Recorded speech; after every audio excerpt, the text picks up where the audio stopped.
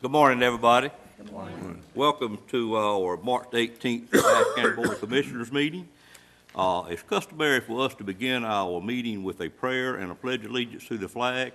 On the prayer, you're welcome to stand and join us if you like. You're welcome to use this time to have your own prayer or possibly a moment of silence. And this time I would call on Dan Combs for the invocation and then Wayne Outlaw for the pledge. Thank you. Mr. Combs? Let us pray. Dear Lord, we thank you for this day. We thank you for all your many blessings, Lord. We thank you for the opportunities we have to serve you. We thank you for the opportunity we have to serve Nash County and our fellow citizens, Lord. And we just pray this morning that everything that we do and say will be for the betterment of Nash County. In your name we pray. Amen. Amen. Join me in the pledge, please. I pledge allegiance to the flag of the United States of America and to the republic for which it stands, one nation, under God, indivisible, with liberty and justice for all.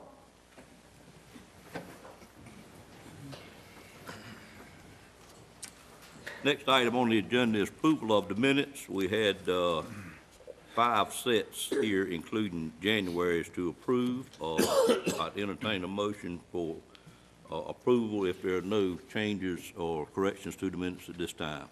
So moved. Second. Have a motion by Commissioner Outlaw, second by Commissioner Belfield. Any questions on that motion? All in favor of the motion, let it be known by saying aye. Aye. Any opposed by a like sign? Motion carries. Ladies and gentlemen, we're now on item 5 on our agenda, which is a public comment area. And we have this on each one of our first meetings in the month that gives the chance for the public to speak to this board about anything they may have on their mind. We do ask that you sign up prior to the meeting out front. And this morning we didn't have anyone to sign up, but if there's someone here that missed the sign-up part, the board would be glad to hear from you at this point in time. If you want to come forward and state your name and your address, and if it's on the agenda, we would, of course, wait for you to appear before the board at that point in the agenda, particularly a public hearing. Seeing none, we'll move to item 6. Prior to doing 6, I'm going to introduce one person that's with us this morning. Elaine Henry, if you would stand up just a moment, please. Elaine is a graduate student at East Carolina and is a graduate of East Carolina in nursing, and she has gone back to get her master's degree in nursing leadership. Elaine called me and asked me about joining us this morning. She needed to appear before a board that had something on the agenda about health or in that field, and since we had a presentation by Trillium this morning, I thought I would have her to come this morning. Glad that you came and appreciate what you're doing. Elaine is a Nash County native and a long-time friend of our families, and just glad to have you this morning. And I don't see Mr. Hill here, but Trillium people, you may want to keep your eye on this young lady. But we'll move forward. Next on the agenda would be a presentation by Dave Peterson. Dave, come forward, and glad to have you this morning, sir. Good morning. Good morning, sir. Good morning. Thank you for having me. I really appreciate this opportunity to present to you. I've been doing this a couple of years with the counties that we've already had in the Trillium catchment area, and so this one's going to be a little bit different. I added a couple of extra slides to do a little bit more of the background of who we are and also where we're going. So I first want to thank Commissioner Barnes for participating in our Regional Advisory Committee, and also Donna Boone, who's been on that, who I understand is retiring. But I want to thank them. And also Z has been very helpful in the transition process prior to us going live and in the 7 or 8 months that we've been live in Nash County. So thank you for that. As most of you know, back in 2015, the North Carolina Association of County Commissioners put together this behavioral health task force, and it had 4 charges to it. And one of the charges was for people to know more about the mental health system as a whole. And when that came out back in 2015, I took a look at that and said, we need to do a better job as an MCO to educating and participating in the county commissioners meeting. And so I've been doing that since then with our county commissioners meeting. So thank you again for allowing me to present today. I'd like to first start with who we were last year. We were 24 counties. We had about 1.26 million total population in the 24 counties. We were about 185,000 Medicaid eligible individuals. We were 13% of the total population and 13% of the Medicaid population.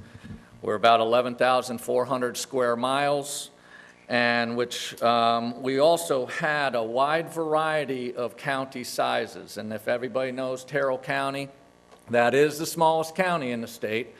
That's a dorm at ECU, basically, okay? There's only 3,800 people. And so we also had New Hanover County, which is our largest county.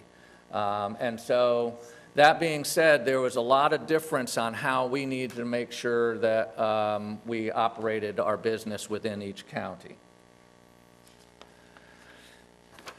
Since July 1, as you all know, Nash County joined us, and that increased our population by about 95,000, which is the Nash County population.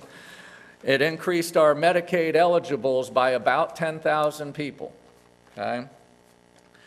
The interesting part of this data is we were 13% of the population and 13% of the Medicaid population.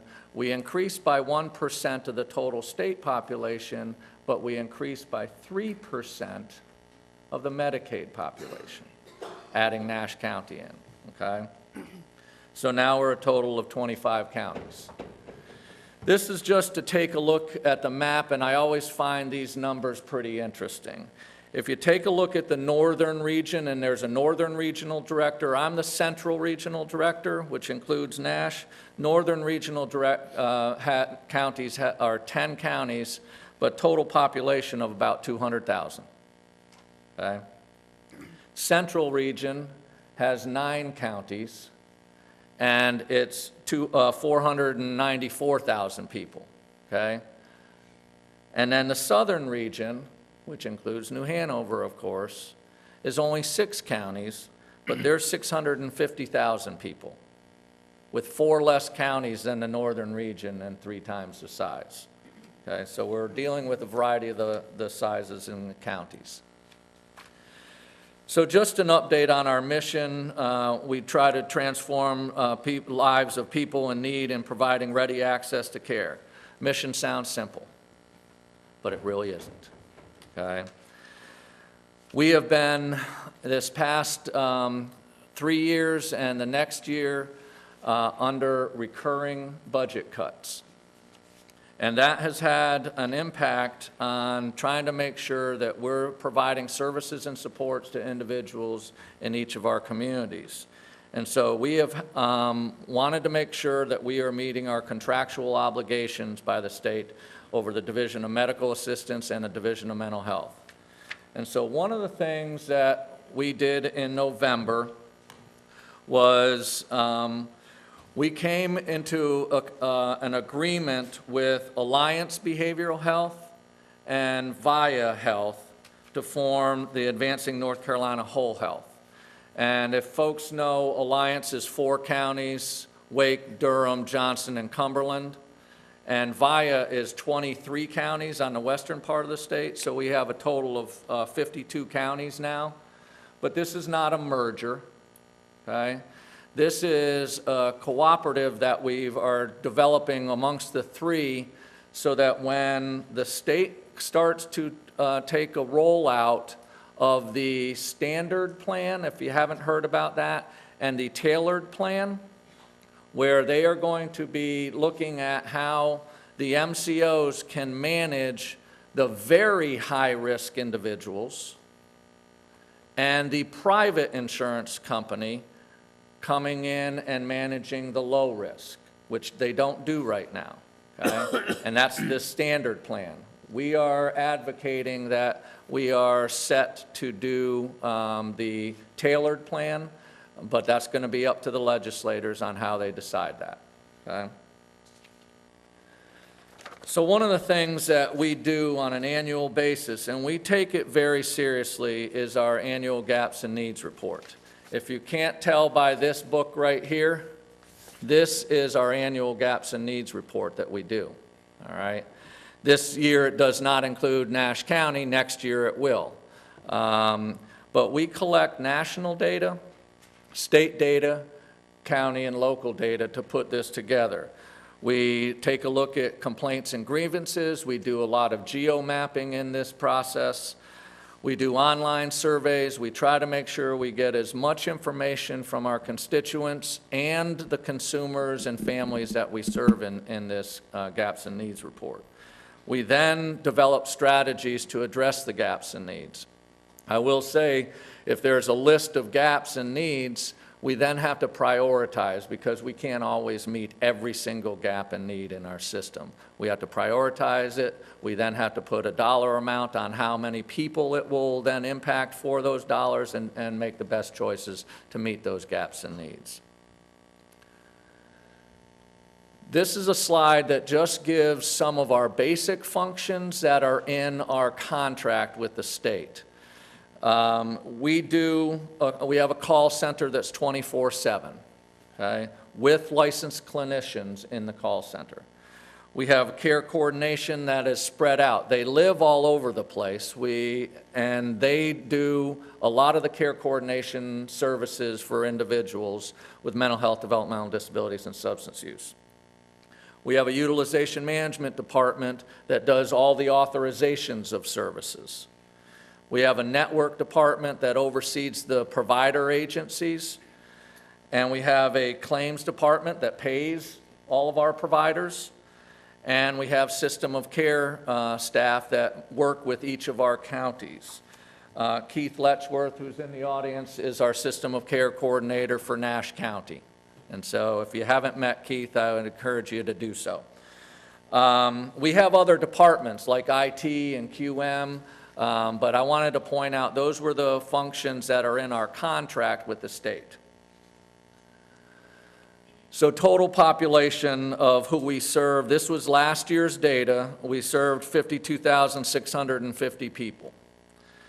About 79% of those individuals had a primary diagnosis of mental health, 19% primary diagnosis of substance use, and 9% with intellectual and developmental disabilities. Our total cost going out the door to serve those folks was $355 million. Okay? We have approximately 430 provider agencies that we oversee. Keep in mind, we don't provide the services. We contract out for those services to be provided, and we have to manage 430 some odd contracts with those folks. This is just a map.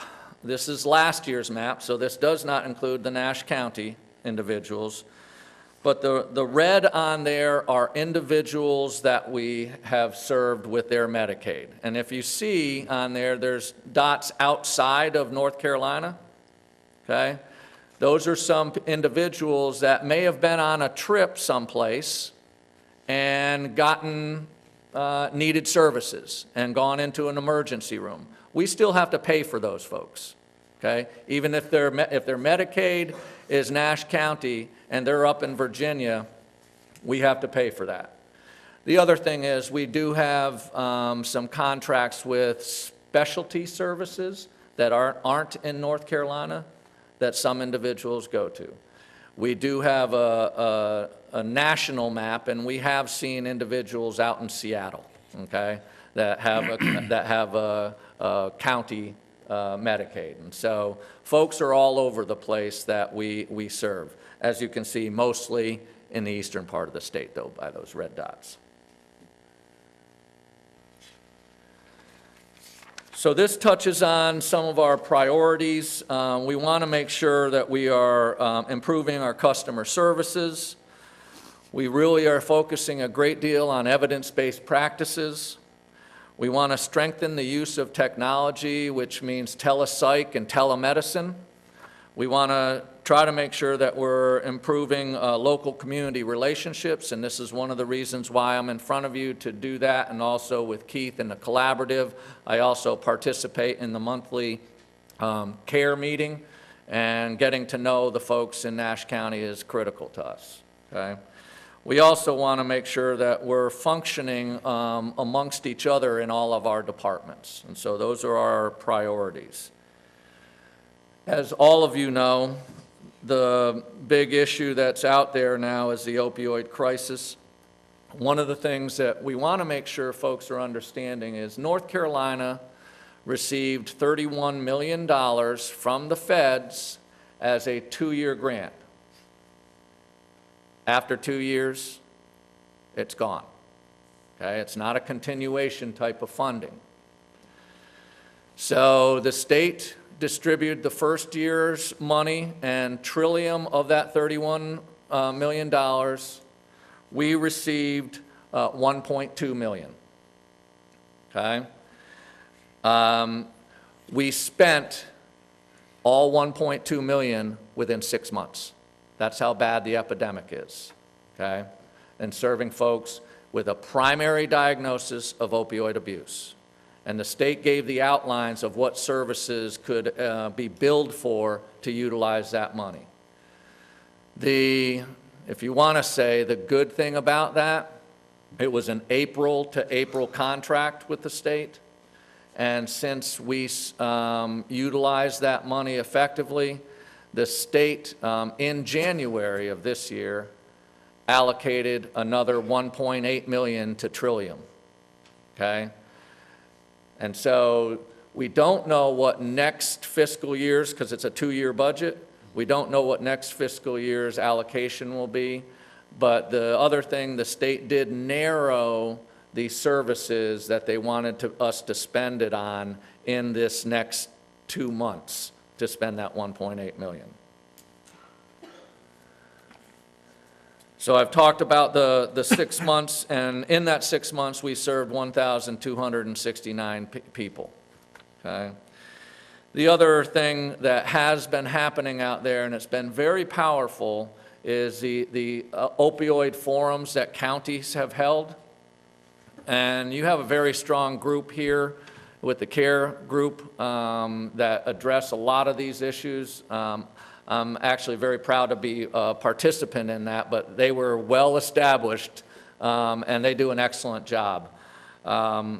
It's been very interesting to see how these groups throughout the counties that I've been to on these opioid forums, they're not pointing the finger at anybody. They are taking this on as a local issue. This is a town, a community issue, and that's very powerful.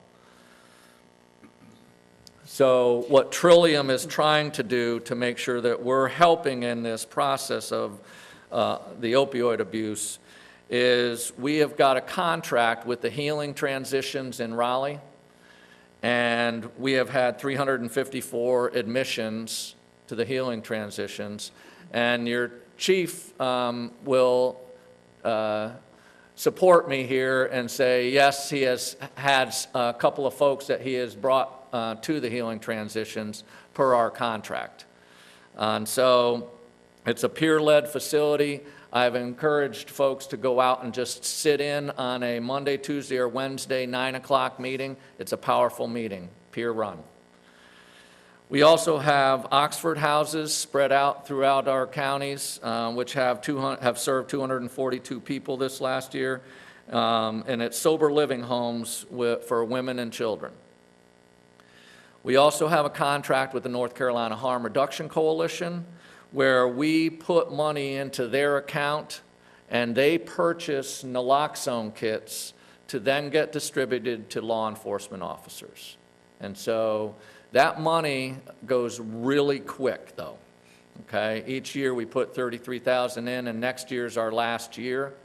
So I'd encourage law enforcement to jump on that July 1 to allocate some of those naloxone kits. We also have wellness cities in Greenville, Wilmington, and New Bern, and those are peer-run where anybody can walk in at any time. And as you heard in February, we are really working hard to try to open up a Casa Works program here in Nash County. And so we're, I think, getting closer and closer to, and I'll have to say there's been a lot of folks that have been helping us try to get those apartments for folks, for women in recovery and their children. So one of the things that we have trying to make sure that advancing technology projects, and I won't go through all of these, but I will just point out one of them. The crisis chat one has been growing. It started off very slow, but as we know, teenagers now don't talk. All they do is text, okay? This is an opportunity for them to text their crisis or to talk to someone when they're not feeling that well. And so it's an app that they can upload, and we have a provider that's doing very well with that, and that is growing by leaps and bounds on getting teenagers engaged before it gets to the point where they go to the emergency room or they get arrested.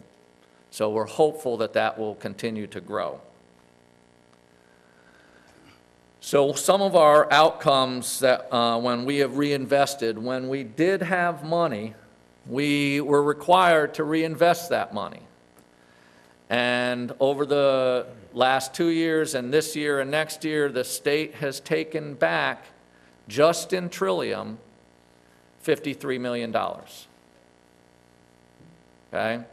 So these were projects that were initiated before the money was taken back from the state. We do have summer programs and respite programs for kids with developmental disabilities. And we also, as you know, in Nash County are going to be doing an accessible playground. And that's part of those savings that we had. We have tried to promote evidence-based practices. In Child First, which is one of the benefits of the opioid issue, is this is a service for kids 0 to 6 years old. Now, some folks say, well, why would kids that age need treatment? Well, if your parents are using opioids, okay, you need someone in that home, and that's exactly what it is. It's 2 people. One licensed clinician going into the home and another one going into the home doing the old term, which no one likes to use anymore, doing case management, okay? And so we've established that and licensed 32 clinicians to do that. We had a direct course professional training where we wanted to enhance the people who were doing the direct services for individuals, okay? We also had compassion reaction, and if anybody has not heard of Rachel's Challenge, we did that throughout our schools, and Rachel was the very first girl that was killed in Columbine, okay?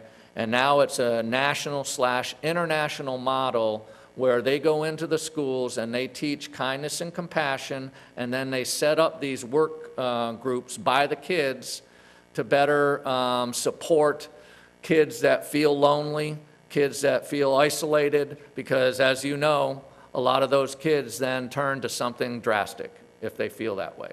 And one very quick story, this one principal, a kid walked in the day that they held the Rachel's Challenge, a kid walked into the principal's office and said, one of my good friends is thinking of committing suicide.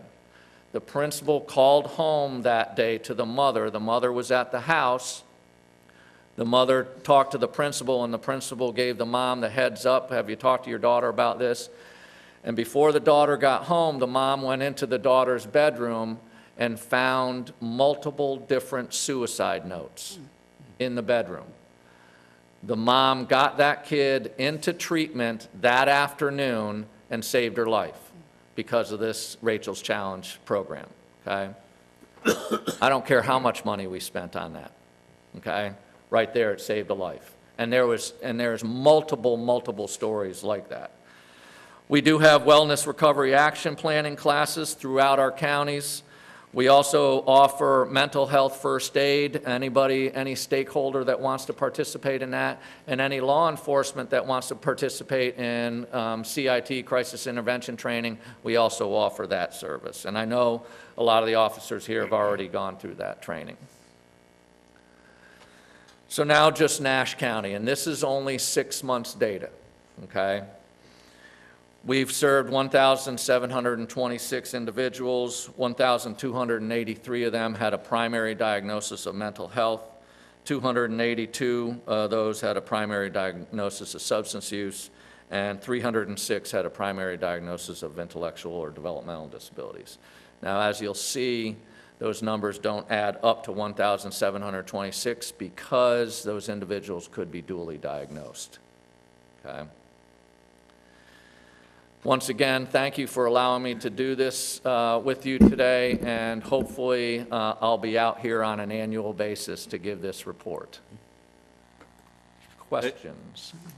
Any questions from board members at this time of Mr. Peterson Mr. Chairman, or Mr. Barnes? I just had a comment. I wanted to thank Dave and Trillium. It's been a pleasure working with them over the last 9 months. Dave has always been very responsive to any calls that I have or any citizen concerns, and they've been involved with our CARE program, HOPE initiative, very involved also with the discussions we've had recently about coastal plain hospitals. So and the all-inclusive park, your help and your reinvestment in the community is very commendable. So thank you very much. Thank you. Thank you, Ms. Barnes. Mr. Belfield? Mr.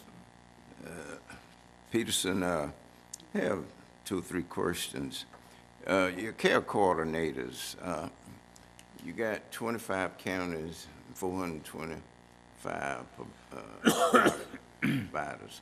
Are those coordinators spread out over the 25 county area?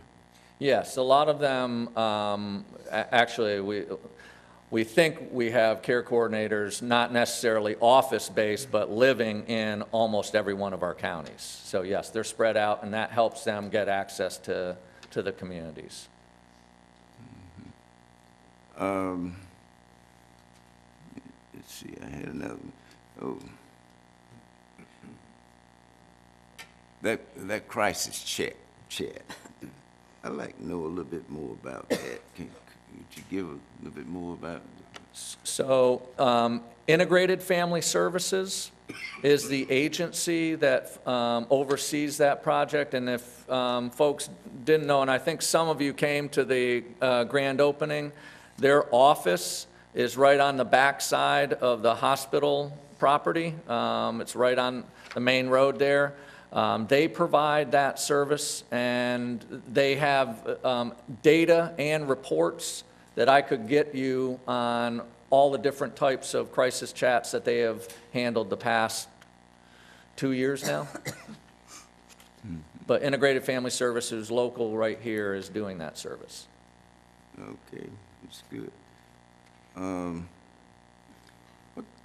What's your budget, operation budget on your fiscal year? So it varies because on our Medicaid contract, we are allocated a per member per month, okay? That's how the Medicaid Total dollars. population of those 25 counties? They have to reach a certain criteria of their behavioral health and mental health and substance abuse and intellectual and developmental disabilities. The total budget is about $430 million. Some of those, quite a bit of those dollars go into the care coordination side of the house. Okay. Sounds like we're getting off. We need to, and I, for one, support it. Thank you. And there is a mental health crisis out there, and it's growing. And I see people every day who haven't gotten attention. I don't know, it's either family fault or, I'm not going to say it's the bureaucracy, but they're walking the streets every day and they need attention, and they're not getting it. And it's hard sometimes to get their family to look after them, to see to it that they get it. I agree. I agree. Other questions from commissioners? Comments? Mr. Lamb? Yeah, just a couple questions. The hard Medicaid, is that the 9%, or is that less than the 9%? What was the question? You were talking about a carve-out, you know, when they go to the new system, and the privates come in, y'all are hoping that the General Assembly will separate the hard Medicaid, and I'm assuming that's the intellectual and developmental disabilities, or part of that subgroup? Yeah, so there's what's called an innovations waiver, and we are trying to make sure that we get all of those individuals that have intellectual and developmental disabilities, okay? On top of that, we also want the severe and persistent individuals with severe and persistent mental illness, the high-end utilizers of services, okay? The private insurance companies may deal with the monthly outpatient mental health treatment versus the individuals that are on an ACT team, which is a 24/7, 365. You go looking for individuals with mental health issues on the streets. The General Assembly hasn't made a final decision how they're going to divide that up, They were very close on February 9th. but they and- deferred. Yeah, and so it won't come until when they come back into session in May. We were given a statistic a couple years ago that, that 50% of the mental health dollars go to 1% of the people. Is that correct, or? I don't know if that's correct. Okay, okay. Yeah. I will say the folks with intellectual and developmental disabilities, as you saw the numbers, the percentage was lower, but those individuals are needing 24/7, 365 care From the day they were born from sometimes. the day they were born till the day they die. The IT component of Trillium, and first let me say that I've been here a little over 4 years, and this is the most comprehensive presentation we've gotten, and I very much appreciate you enlightening our board on these subjects. The IT component that y'all have been doing with Cardinal, is that still going on? Is that changing with the state taking over Cardinal, or? It's still going on, but there are plans to purchase that piece and manage it ourselves. Okay. Great. That's all I have. Okay. Anybody have a second thought? Mr. Peterson, I too, on behalf of the board, greatly appreciate you being here this morning. Mr. Lamb was been a little kind the way he stated it's the most comprehensive report that we received. It's at least the most comprehensive, and maybe, well, I'll just stop right there. We appreciate you being here, number one. I think the comfort level that we have now is unsurpassed with any that we've had in any time in the past. During your report, I did take note and put a check mark here how many times you mentioned the state, the General Assembly, and working with them. And I think that's very important, and Yeah. probably one of the main reasons we're with you this morning, your organization this morning, is because we knew your organization was aligned with our state government, and we just felt like it was the right fit for Nash County. And after the 7-8 months that we've been here, I think our board understands that we definitely made the right decision. We appreciate everything you do. The number of calls that the Board of Commissioners have gotten, in my case, I can't speak for the rest of them, it was right many to begin with, the first month, but it has gone way, way down, which tells me y'all are trying very hard. The claims, you must do a great job on. We occasionally got horror stories about that at one time from our local providers. I hadn't heard one of those in numerous months, quite frankly. So just on behalf of the board, we greatly appreciate what you're doing, and to let to prove to Nash County we made a right decision in joining Tree. Thank you for being here. Thank you, Mr. Chairman. Yes, sir. Appreciate it.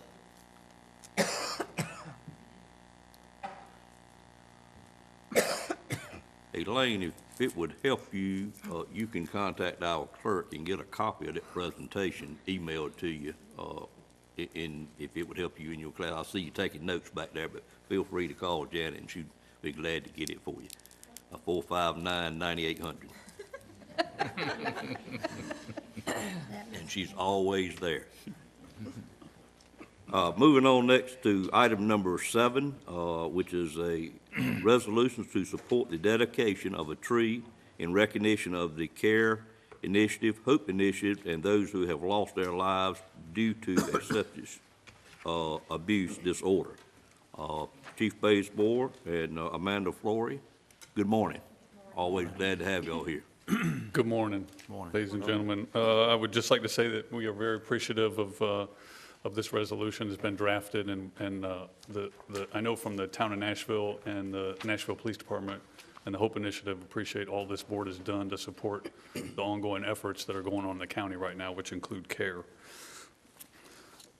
So a resolution of the Nash County Board of Commissioners to support the dedication of a tree in recognition of the CARE Initiative, the Hope Initiative, and those who have lost their lives to a substance use disorder.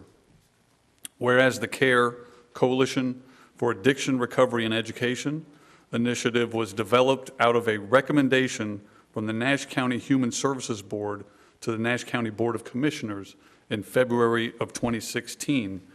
And whereas the Nash County Board of Commissioners provided funding for a transitional care social worker position at Coastal Plain Hospital to assist with the tracking and counseling of those admitted to Coastal Plain Hospital for substance use disorders. And whereas today, CARE consists of more than 35 local agencies in Nash and Edgecombe counties working together to provide the community with education and resources. And whereas more than 25 programs and events have taken place in Nash County through the efforts of CARE, and whereas CARE implemented and operates Nash County's first and only syringe exchange program, and whereas CARE received funding for Recovery Community Center activities in Nash County and is in its final stages of establishing an RCC, Recovery Community Centers, in the community as a fixed site location, and whereas the Hope Initiative was the first angel program in the state of North Carolina whose purpose is to assist those individuals with a substance use disorder to find treatment options and to get into long-term sustained recovery. And whereas the Hope Initiative promises the disposal of unneeded controlled substances and paraphernalia, no residency requirement, no questions, no arrests, financial assistance, and a one-on-one with a program social worker. And whereas as of March 1st, 2018, the Hope Initiative has assisted 338 individuals with substance use disorders. And whereas the Hope Initiative has raised $65,000 as of March 1st, 2018 to help individuals with substance use disorders. And whereas both CARE and Hope Initiatives have been serving the residents of Nash County for just over 2 years. And now therefore it be resolved that the Nash County Board of County Commissioners does hereby support the dedication of a tree to be planted at the Nash County Arboretum, March 23rd, 2018, in recognition of the 2-year anniversaries of the CARE and Hope Initiatives, and in recognition of those who have lost their lives to a substance use disorder this 12th day of March 2018.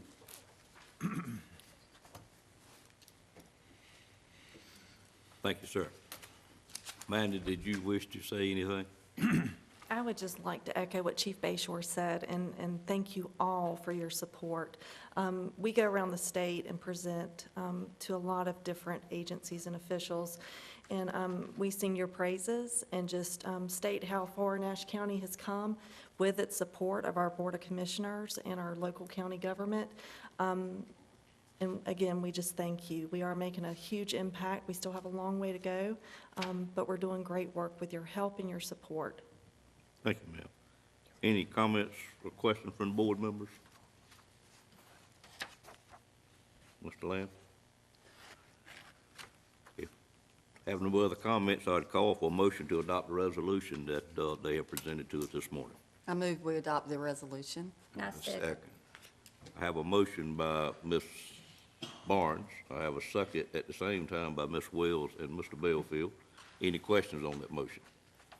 All in favor of the motion, let it be known by saying aye. Aye. Any opposed by a like sign? Motion carries. Thank you all very much.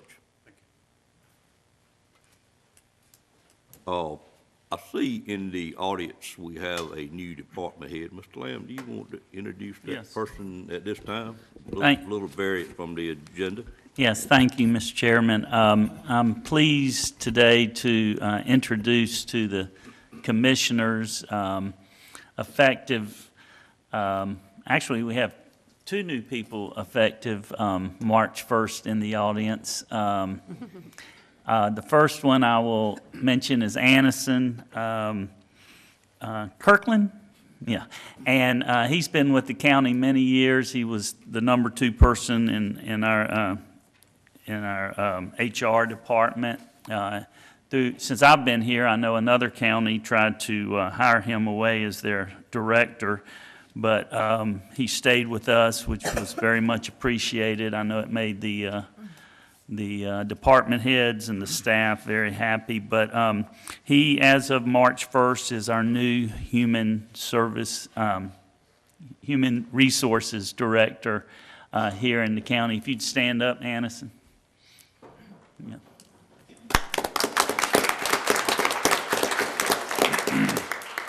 Also effective March 1st, we have in the audience Amy Pridgeon-Hamlet, who was the number 2 person at the Department of Social Services and was unanimously recommended by the interview committee to assume this role. So if you'd stand up, please, Amy.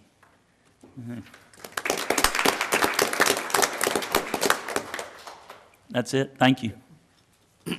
Amy, if you hadn't sat down behind Anderson, I would have known you were back there. I apologize.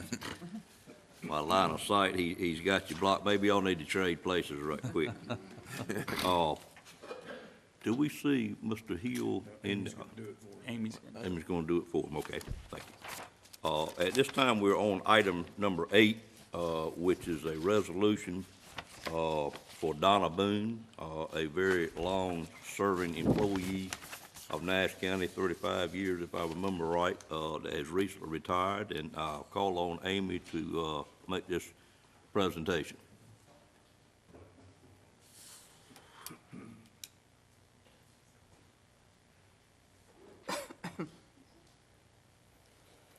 Good morning. Good morning, Mr. Chairman and County Commissioners. I'm here on behalf of Mr. Hill. He is under the weather today. And in his absence, I would like to say on February 15th, the Human Services Board presented a resolution honoring the 35.5 years of Donna Medlin Boone. And again, in Mr. Hill's absence, I would respectfully request that a copy of the resolution be placed in the minutes of today's Commissioners' meeting to express sincere appreciation for the 35.5 years of service that Donna provided to both Nash County and its citizens. All right. Amy, were you planning to read that resolution for us? If you request me to, I will. I think that's maybe what I just did, possibly. If you don't Okay. mind. That's fine. 35.5 years is a very long time. It is, and so it will take me a long time to read it, so bear with me, because she had quite a bit of accomplishments. Yeah. Okay. Resolution honoring the public service of Donna Medlin Boone. Whereas Donna Medlin Boone began her career with Nash County as an eligibility specialist on July 1st, 1982, and has diligently and conscientiously served the citizens of Nash County since that time in many capacities, including social worker, social work supervisor, social work program administrator, and deputy director. And whereas Donna Boone has served as director of the Nash County Department of Social Services since January 1st, 2015, and has been primarily responsible for the efficient operation of our social services department. And whereas Donna Boone obtained her master's in social work as well as her status as a child welfare scholar while maintaining full-time employment with Nash County. Whereas Donna Boone was instrumental in formulating and implementing the agency's strategic plan, which represents the department's philosophy with regards to service delivery, staff development, and partnership with other community organizations. And whereas Donna Boone successfully facilitated the agency's transition through the consolidation of the Nash County Department of Social Services, Nash County Aging Services, and the Nash County Health Department into a human services agency.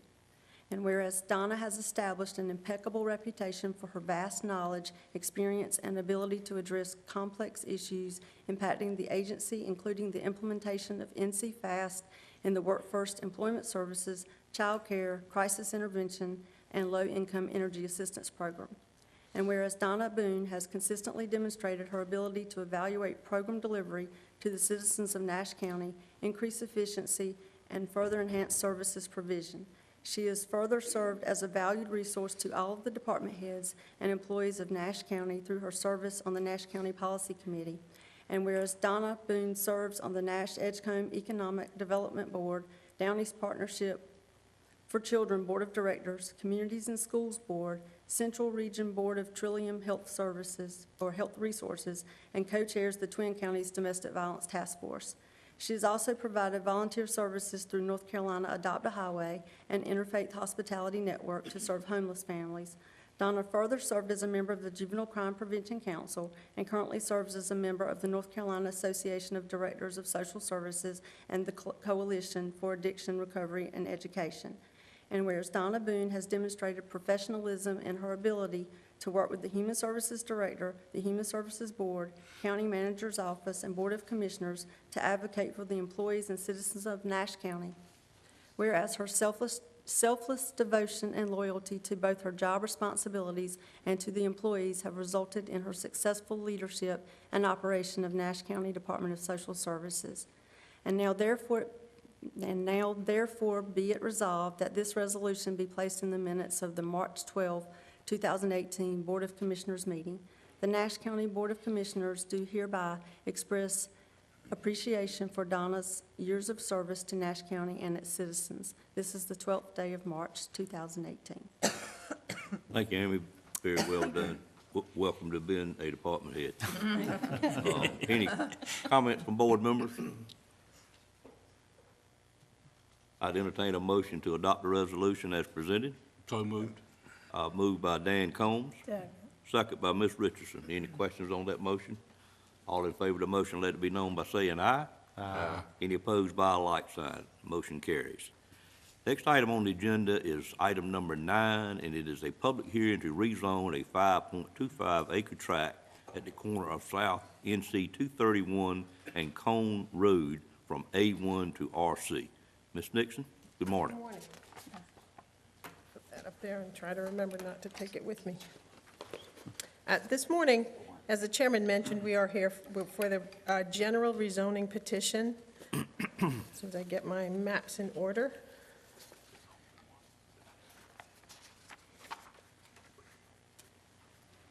This is the general area of the request. It's a little blown up, and I'll show you one that's close in just a minute. And this is the property in question, closer in. There we go. Petition Z 180201 is made by the property owner, Taranpreet Singh, to rezone approximately 5.25 acres in a tract located in the northwest corner of South NC 231 and Cone Road from A1 agricultural to RC rural commercial. This, I'm sorry, excuse me. The property is located, let's show you this one. Property is located on north of Turkey Creek in the Samaria community, which is at 231 and 97. It is also directly across the street from the existing commercially zoned Mart 231 convenience store on South NC Highway 231, which is also owned and operated by the applicant. This property was formerly the site of a residential structure. Thank you. was formerly the site of a residential structure. Got a picture, I think, which was torn down after a fire. Give you an idea. You can see some of that debris from that fire, where that house was previously located. The property does have the well and septic remaining from that residence, although whether or not it might be used in the future is uncertain. The property is currently used as extra parking space, as you can see, for U-Haul trucks, which are available for rent at the convenience store. And no complaints have been received by the planning staff regarding the trucks parked on that site. Okay. Here's another photo. This is looking a little further to the south, focusing a little further to the south. You can see the U-Haul trucks there, the subject property.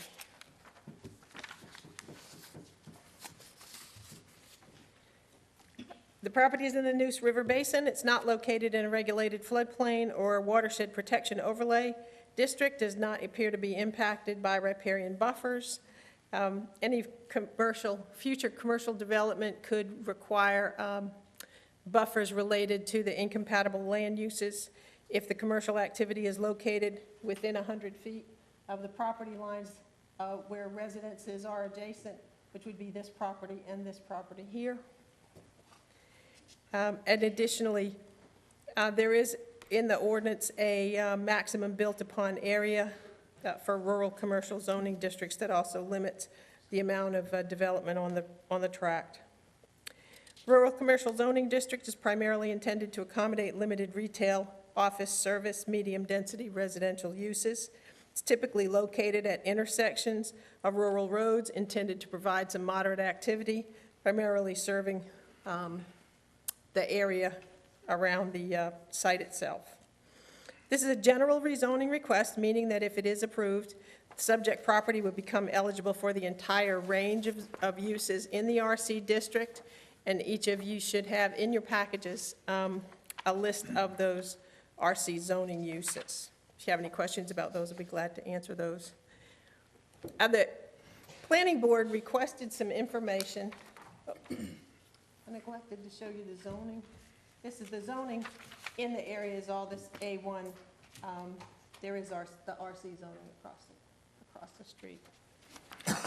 The planning board requested some information during their discussion about traffic counts on 231, and so we checked that information. And the most recent volume count on NCDOT's website is for 2016, and there were 1,300 vehicles per day north of Cone Road, and 1,600 south as you get down towards Samaria. In terms of consistency with the land development plan designates the subject tract as suburban growth, which is a land use, as you know, a designation that defines those areas of the county where some significant growth is expected to occur within the 10-year planning horizon of the plan. Development within suburban growth areas is typically limited to those types of land uses and development intensities that can be accommodated without public water and sewer, and can use private on-site water supplies and septic system. The LDP recommends the following locational criteria for establishing non-residential commercial land uses in the suburban area. You remember, these are guidance, and these are what we typically ask, or what we typically provide to you when we're dealing with RC rezoning requests. First is frontage and access to major state highway or secondary road. Of course, the subject site has frontage along and direct access to Highway 231, which is a major state highway, and Cone Road, which is a state-maintained secondary road. Location at a major intersection. Subject site is at the intersection of Highway 231 with 1,300 to 1,600 vehicles per day on 231. Proximity to similar uses. The subject site is located across from and in close proximity to the existing convenience store, which is a residential use and is currently zoned RC. and the spatial separation from non-compatible land uses such as existing residential development. While the subject site is located immediately adjacent to the existing residences here, and as you come down a little further away on the roads, the UDO does address impacts with incompatible land uses through the buffering that's required in those cases. And I'll take this back out so you can see the extent of residential development. This is the subject property here.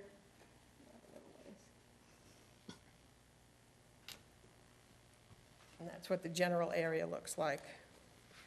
In terms of spot zoning, the requested zoning would not be considered spot zoning as it does expand the RC commercial zoning that is located immediately to the east across 231. Nash County Technical Review Committee considered this rezoning request on February the 1st and recommended approval based on its determination that it was consistent with the Nash County Land Development Plan and was not spot zoning for the reasons outlined in the report. The Planning Board also heard the request on February the 19th. Approximately 25 citizens attended that Planning Board meeting. I will say I have an error in my report. I stated that 5 spoke against the request and 4 spoke in favor. Those numbers are actually 4 in favor, including the applicant, and 4 that spoke against. So I apologize for that technical mistake. The Planning Board subsequently voted 5-1 for consistency statement A, followed by a 5-1 vote to recommend approval of the request. The dissenting vote was from 1 member, in both cases, who noted that he did not feel like the intersection of 231 and Cone Road was a significant enough intersection to warrant expanding the commercial use with this application at this time. And I would mention to the board that this morning, right before the meeting, we did receive by email a letter or an email from a resident of the area in support. And when the time comes for the public hearing, I take a moment to read that, since it is a legislative and not a quasi-judicial hearing.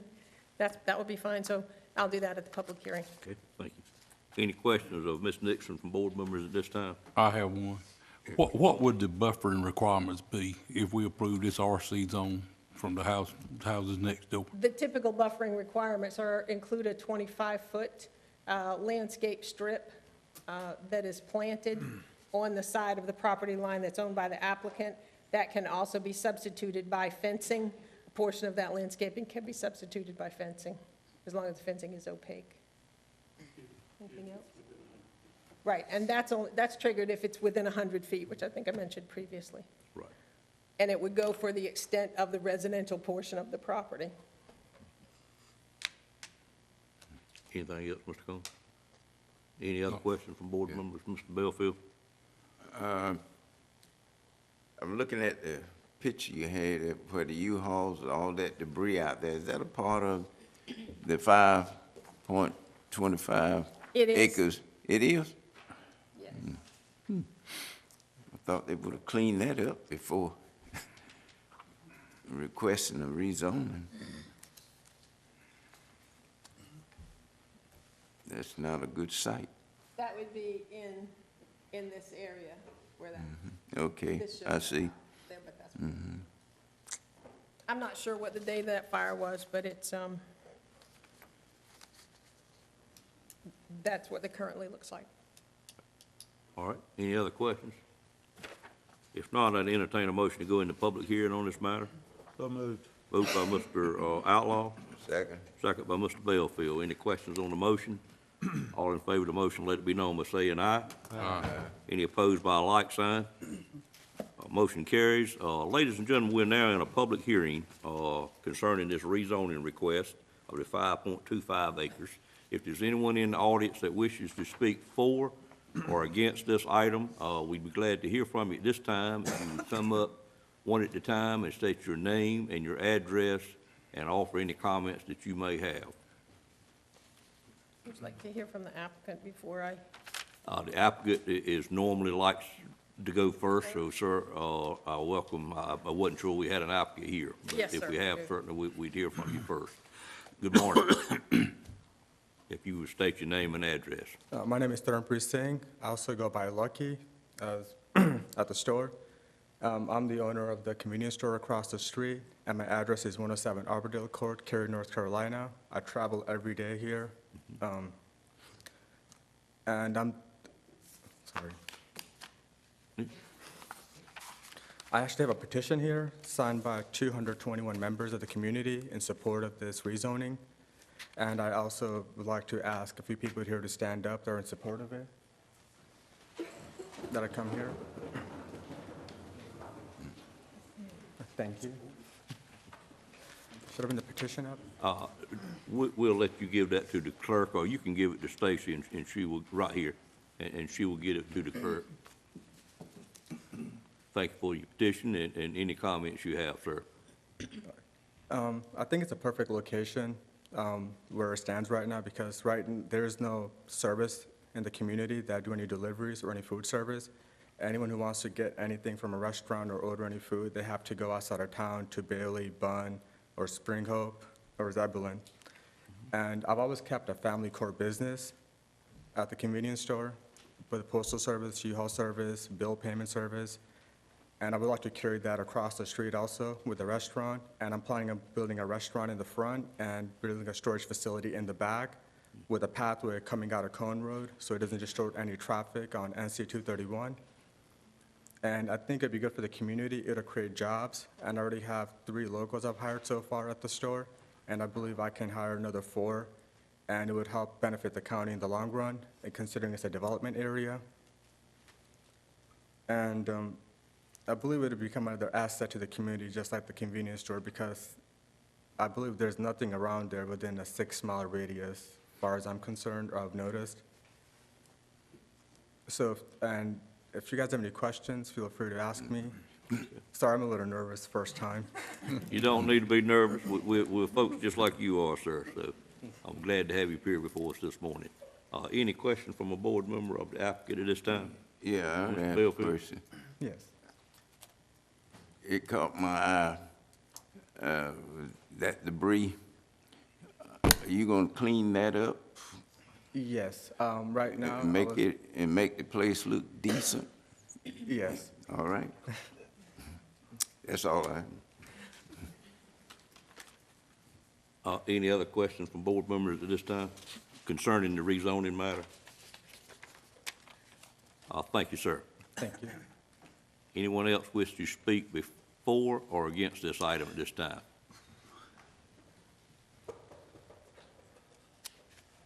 Good morning, sir. Good afternoon, or good morning, you're right. I My name hope is it's Art still morning. Tippett, and I've stayed in the Samaria community 56 years. Would you give us your actual address for the record? 5106 Denton Road. Okay. I've served the community over 35 years, as far as through the fire departments. And I've seen the community grow as far as residential. Hadn't seen anything come in that would benefit the community without having to travel to spend our money. Kind of like to see the money be kept in Nash County. Me and my wife go out to eat just about every night. We go to Zebulon, that's Wake County. We don't go to Zebulon, we go to Rocky Mount, which is Nash County, I understand. But I really would like to see something come there where I could get a hot dog or sit-down meal or whatever. We do have a facility now at the Crossroads where serves hot dogs on Fridays and Saturdays. They're closed during the winter months. We'd like to have something there at the Crossroads. That's just my thought. I thank you for your time. Thank you for being here, sir. Any other comments in the public hearing?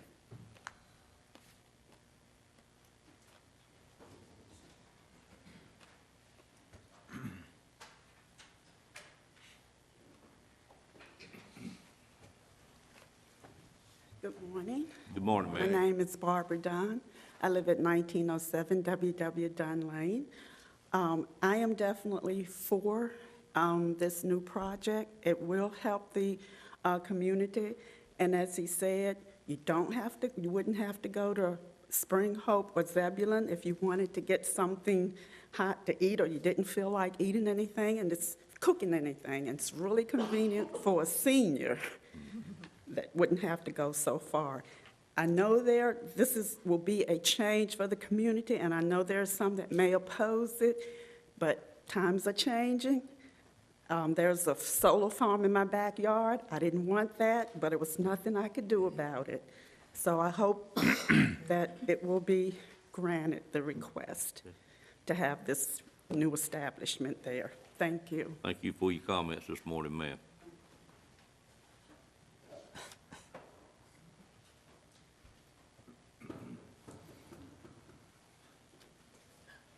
Good morning, sir.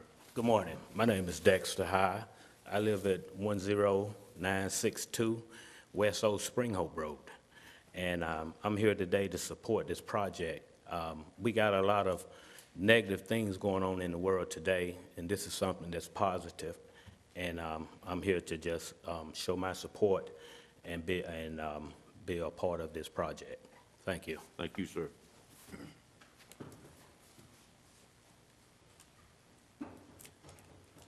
Good morning, ma'am. Good morning. My name is Donna Sims Pulley, and I live at 2719 South NC 231. I'm here to support, we call him Lucky, Mr. Lucky, and the project that he has presented to you, and the rezoning. He is correct. We do not have anything in our area, and I haven't been in the area but about 6-7 years, but at the same time, like I said, whenever we want to do anything for food, we have to go 6-7 miles to get food. This convenience store that he has there has served us very well. He has a lot of things that we need, and he's always questioning to see if there's other things that we need. And we do appreciate that every time you need something, you don't have to go 6 or 7 miles. And I basically lived in Wilson most of my life, so moving to kind of a rural area was very difficult for me to get used to the fact that I couldn't just go quickly to get something. But I do appreciate what he has done for the community. He's provided us with postage. He's provided us with a lot of, with gas services, with other things that we need at the convenience store, and to provide us with an area where we can get food and not have to go a very long distance would be a great benefit to our community. And like you said, provide additional jobs and keep the money in our area to help develop our area. Thank you, Ms. Pulley.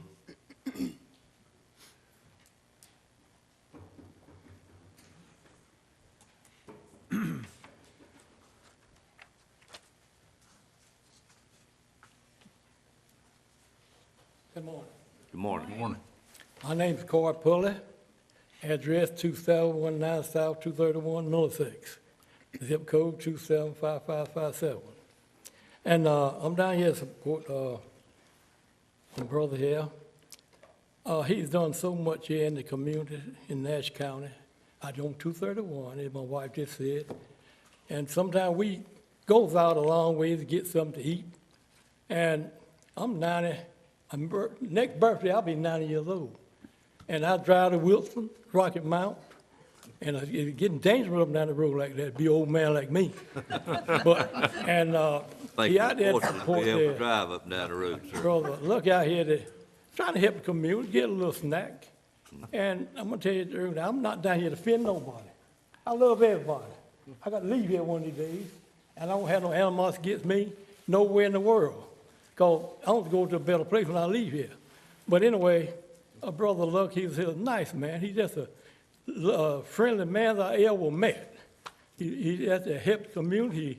He don't have no attitude about nothing. He's just such a Christian-hearted man. And I love the man. I'm going to tell you, I'm out here to support him.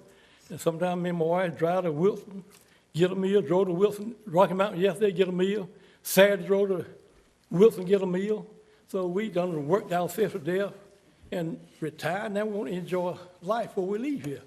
So I'm down here to support Lucky. Lucky, like I said, he's a good man. Anybody in the world can get along with him. And that's what makes it, if ever the whole world was like Brother Lucky, the world won't be like in shape it's in. And that's true, man. See, so much hate, jealous. I don't want nobody mad at me. So I don't want nobody to come to my house, you mad at me, blow me up at night. I don't go to sleep, go to bed at night, go to sleep. Won't be scared. But if white folks in there, they get mad when you come there and shoot you out along the road. So they don't care now. It's just a different generation. This man, he's a young man, he's trying to help himself, and who is don't want to, they push him up and help him. So many young folks don't want nothing, won't come take what you got. But this man ain't like that. He out here to help the whole world if he can. God bless all of you. Thank you, Mr. Pulley. Did you bring a hymn for us to sing this morning, sir?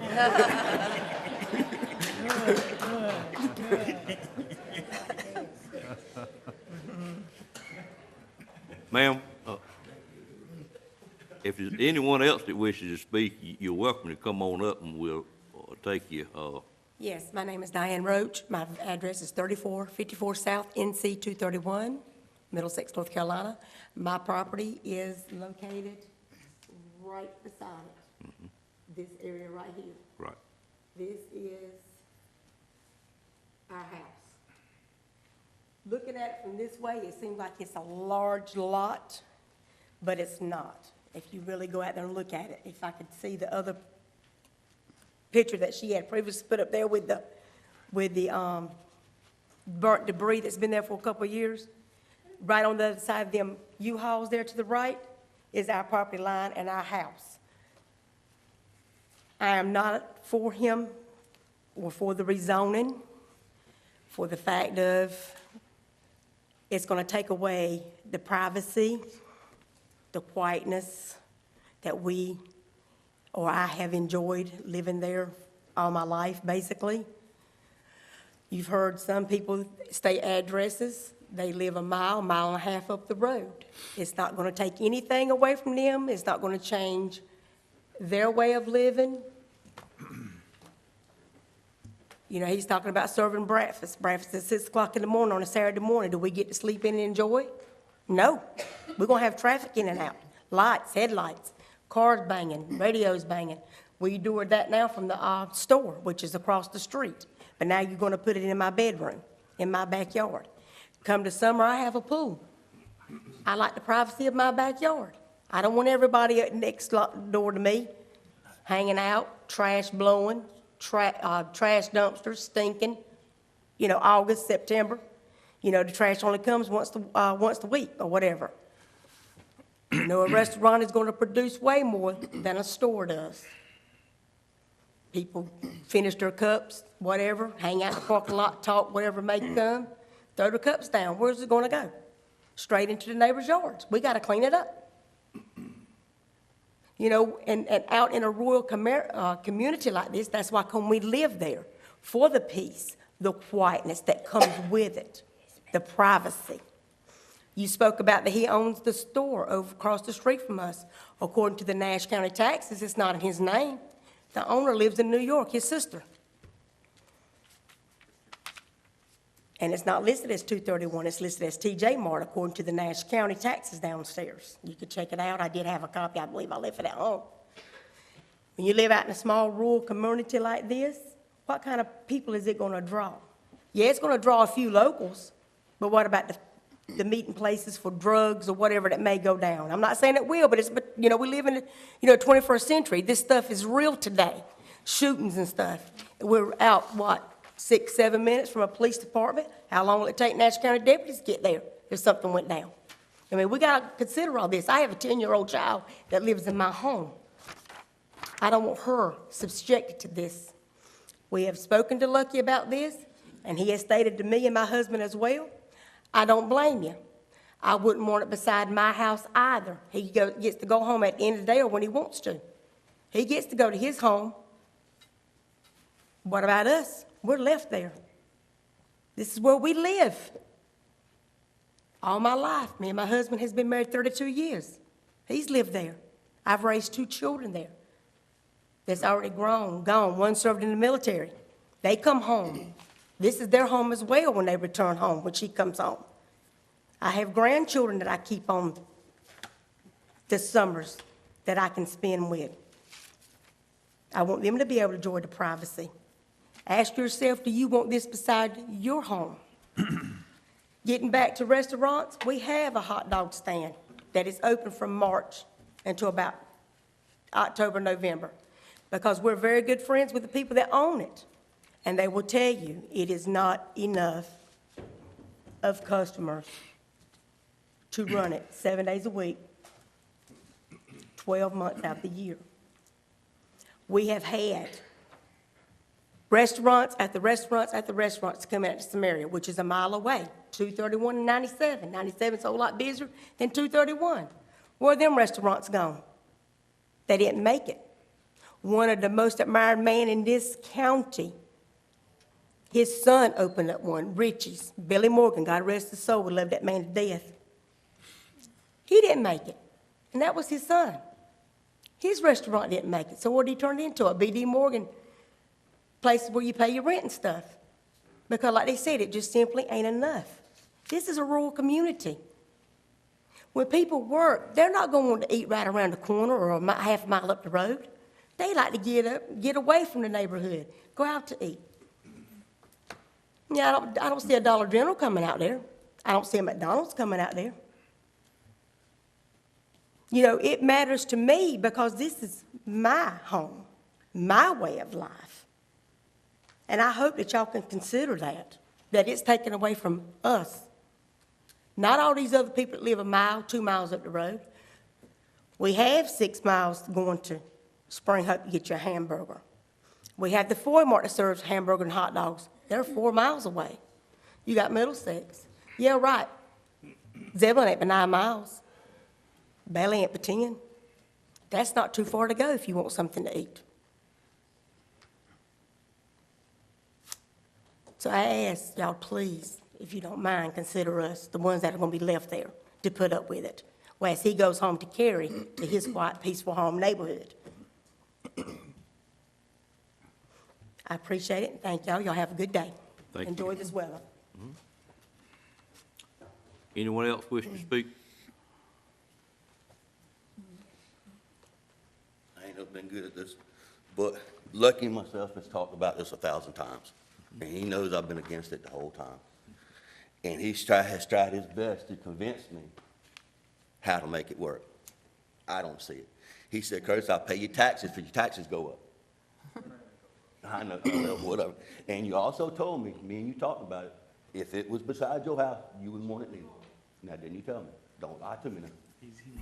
Sir, if You you, would fight it too. if you could, I understand I should be going with y'all. Yeah, But he fifth did do board, that. if you would. Roger Morris lives right next door to me. He's been out sick for the last 3 months. He had to go back to work today, then he would be here. I understand what he's trying to do, but people in this community, the working people, there's not enough retired folks, stuff for a restaurant for lunch. People's not coming from Middlesex, they're not coming from Zebulon, they're not coming from Bailey, they're not coming from anywhere there to eat for lunch. I just don't understand how it's gonna work. But if we got to do this, could we just not do the whole 5 point some acres and do that 1.5? Could do it right there, that way it would still keep a kind of a rural part to us? Because I lived in the city, that's where I moved here for. I don't want the hassle and bustle.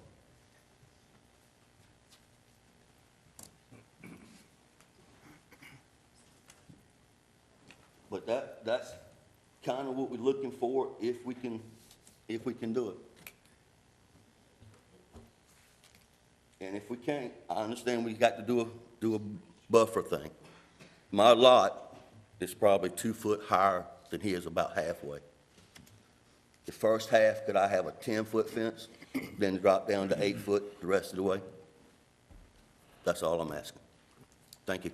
Would you state your name and address also for the record? William Curtis Roach, 3454 South, NC 231. Okay. Thank you, Mr. Roach. Thank you. Appreciate it. All right, anyone else for or against this rezoning request? Could I address some concerns? Sir, Could I address any concerns? give me 1 second. Yes, sir. I am planning to put a 25 feet wide screening along the property line using trees tall enough to block all view. And also talk to Mr. Don, who lives right here on this property, and his concerns was also privacy, and we had a talk about putting a privacy fence up here also to block any view. And when it comes to the convenience store, I am 50% shareholder in it. So, and I do travel 45 minutes a day to work and back home 7 days a week. And I see 90% of the same people that come to the store, my customers, and I know them by the first name basis, and they're here to support me today. I feel like I have become part of the community in the 4 years I've been there. Okay, thank you, sir. Thank you.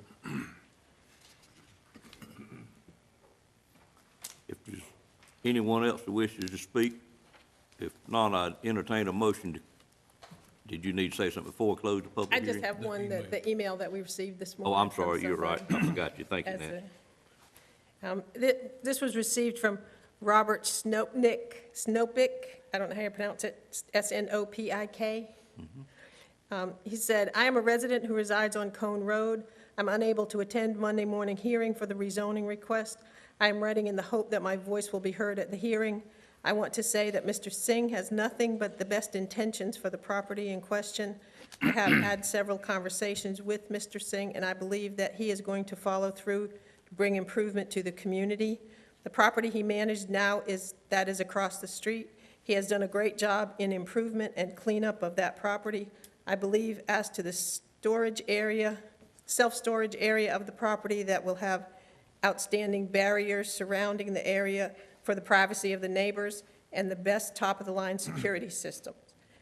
As for the deli, I think it will be a deli restaurant. I think it will be a great addition to the community. As of now, there is nowhere to eat or grab a quick meal in the area.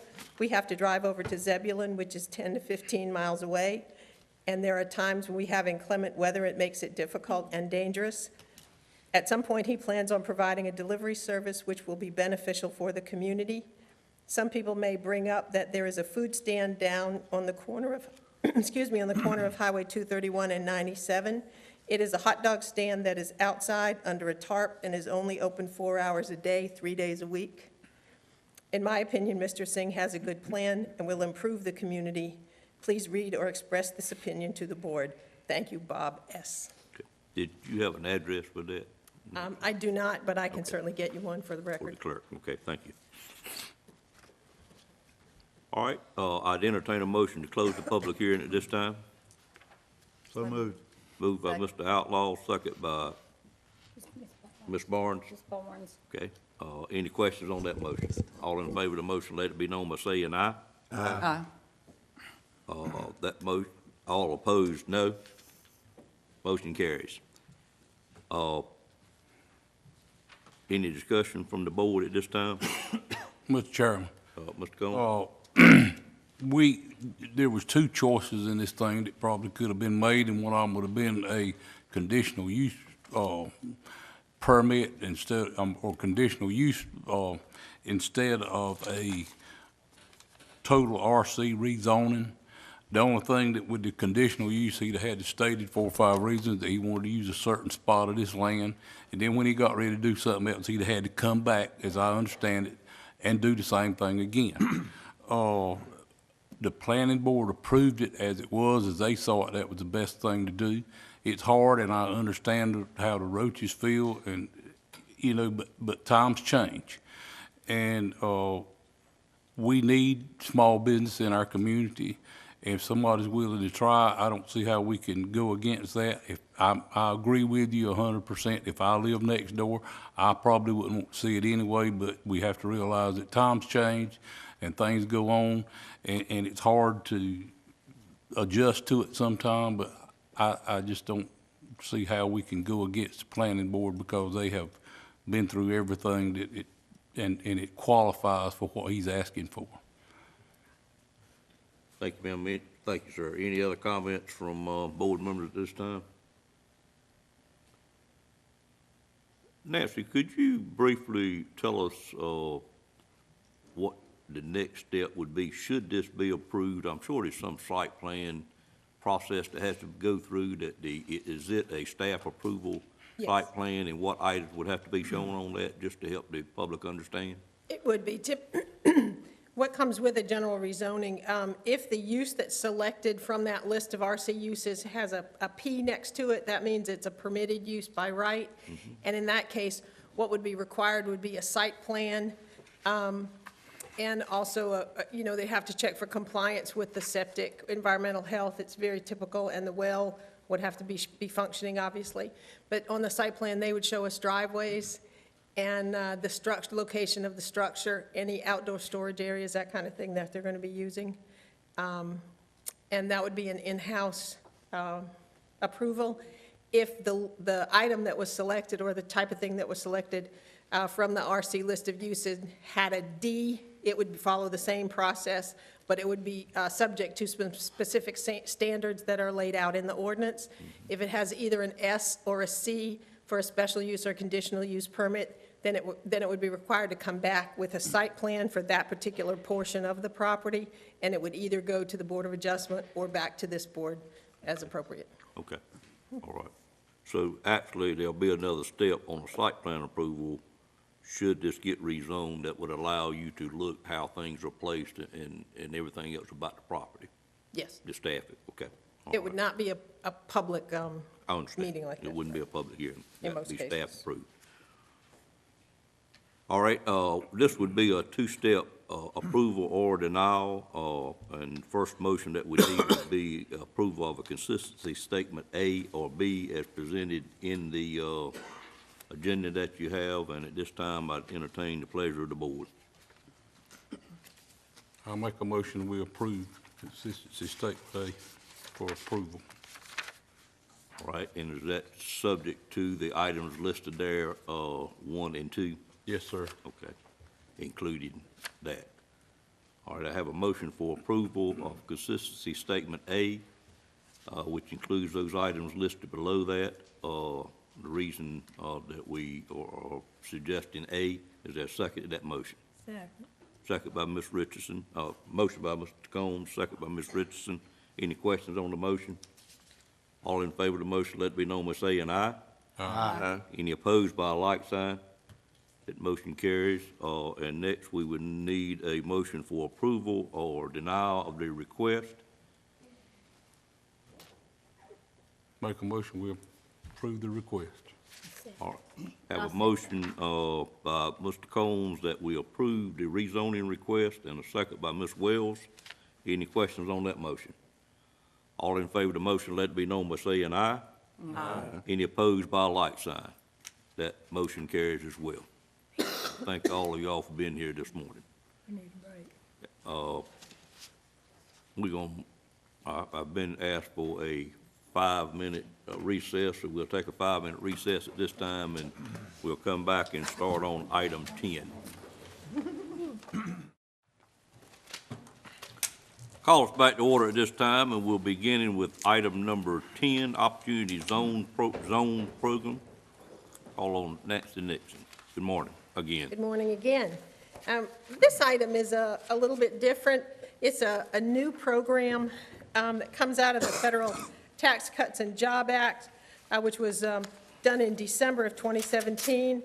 And that law established a new economic development program called Opportunity Zones, and it's designed to encourage long-term investments in low-income communities. The program provides a federal tax incentive for reinvesting capital gains into what they're calling opportunity funds, and then those funds are available, or they are dedicated to investing in low-income areas, which are these designated opportunity zones.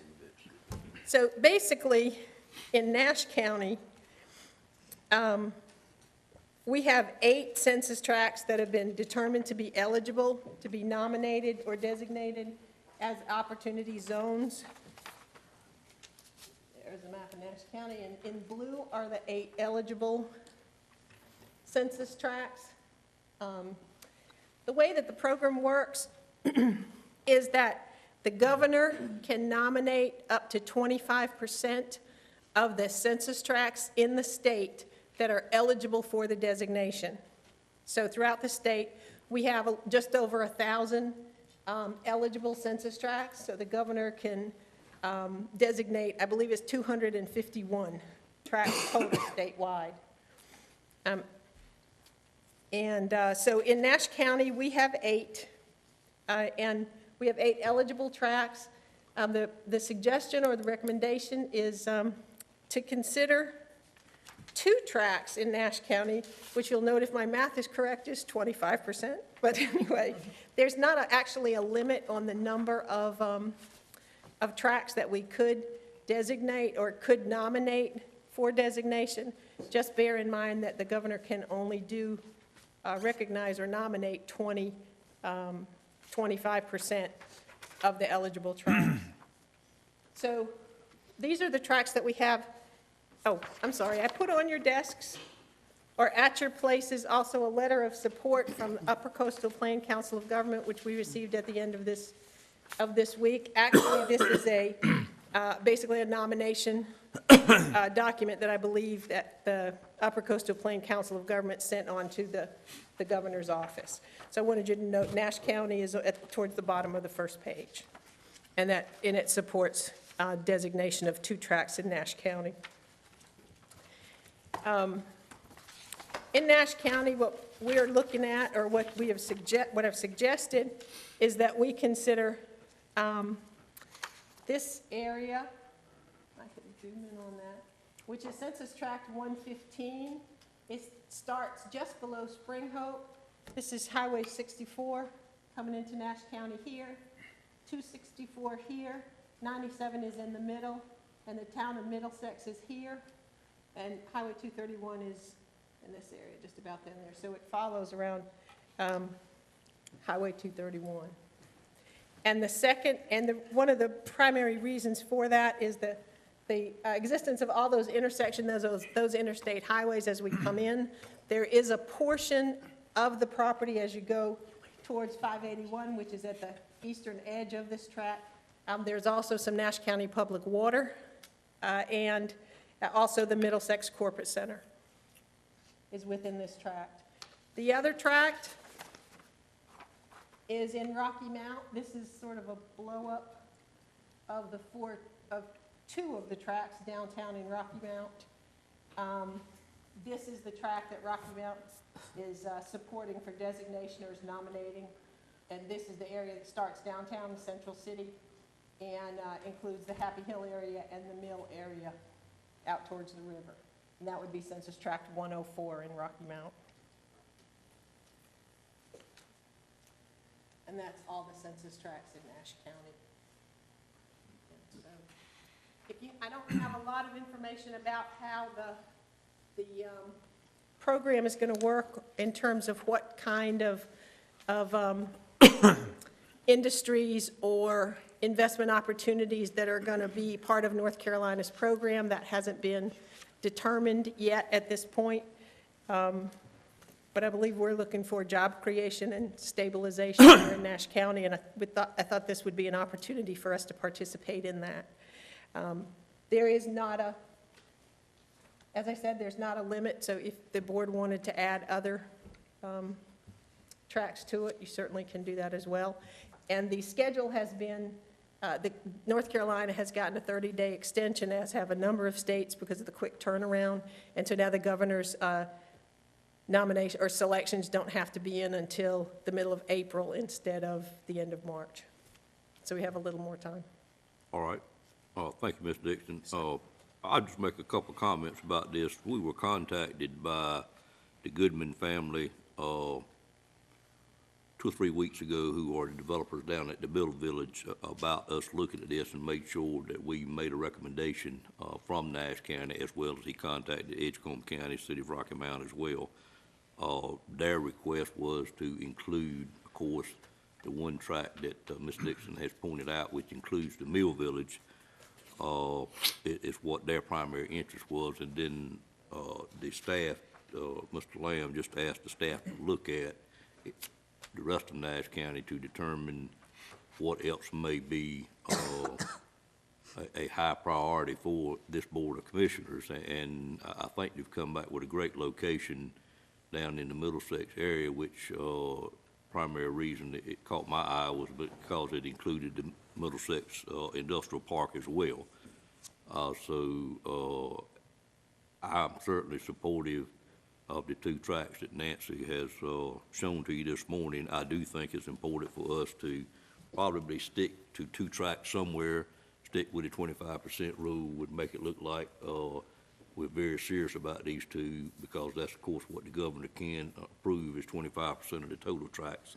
I understand that my last comment that I saw from Rocky Mount, and I've discussed a little bit with Mr. Barney, who's back working over there, is that it looks like they're looking at the 2 tracks on the Edgecombe side of Rocky Mount that include the downtown area, which actually join up with this area here, but I'm not certain what they're gonna do as of yet. But any questions from board members at this time, or comments they'd like to make? You would think that a program like this would be put in place to benefit rural communities. Would that be a fair statement? I think the designation was. I mean, I don't think Wake County needs Oh, okay. a whole lot of help in growing the county. I know where you're going now. yes. Okay, so we got 250 tracts that the governor can designate. You got 100 counties. So somebody's going to get more than 25%. Why wouldn't we take advantage and submit 3 tracts? Certainly, we have 3 that are in need of such a program. Sure. I think the focus is to, I believe that the purpose or one of the elements of the program is to include rural counties, but it's primarily focused on low-wealth communities. Well, we And meet, so we we meet the certainly- bill. We certainly have those, but I think that's where the urban areas come in, is from the But if everybody goes poverty areas. 25% in 100 counties, that's going to be 200 tracts. Where are those other 50 tracts going? If we don't ask for them, they're not coming here. Sure. That's just my opinion. Any other comments or thoughts? I have a question based on that question. Did you have a third choice? I don't necessarily have one. I would think that it might help intensify or help make what amounts to a larger district zone if we added the Spring Hope tract, which is directly to the north, this one, and have both of those 2. They're both along, benefit from the 64 corridor maybe, and they're contiguous to each other. That might be a thought. Ms. Nixon, Yes, sir. is the way we submit them back, do we have an opportunity to prioritize what we submit? It's actually a narrative, the submittal, and so we could write whatever we wanted to in that narrative. So if we wanted to designate our top 2 and then others behind that, I feel like we could do that because it is a narrative Or we submittal. could just say they're listed in the order in which priority we think is highest? Sure. Okay. And let me ask a question on top of that then. So if they're listed in priority order, is there any guarantee that each county is going to get at least 2? I don't believe so. Okay, so if they're in priority order, then we could conceivably get the one to top priority listed. Yes.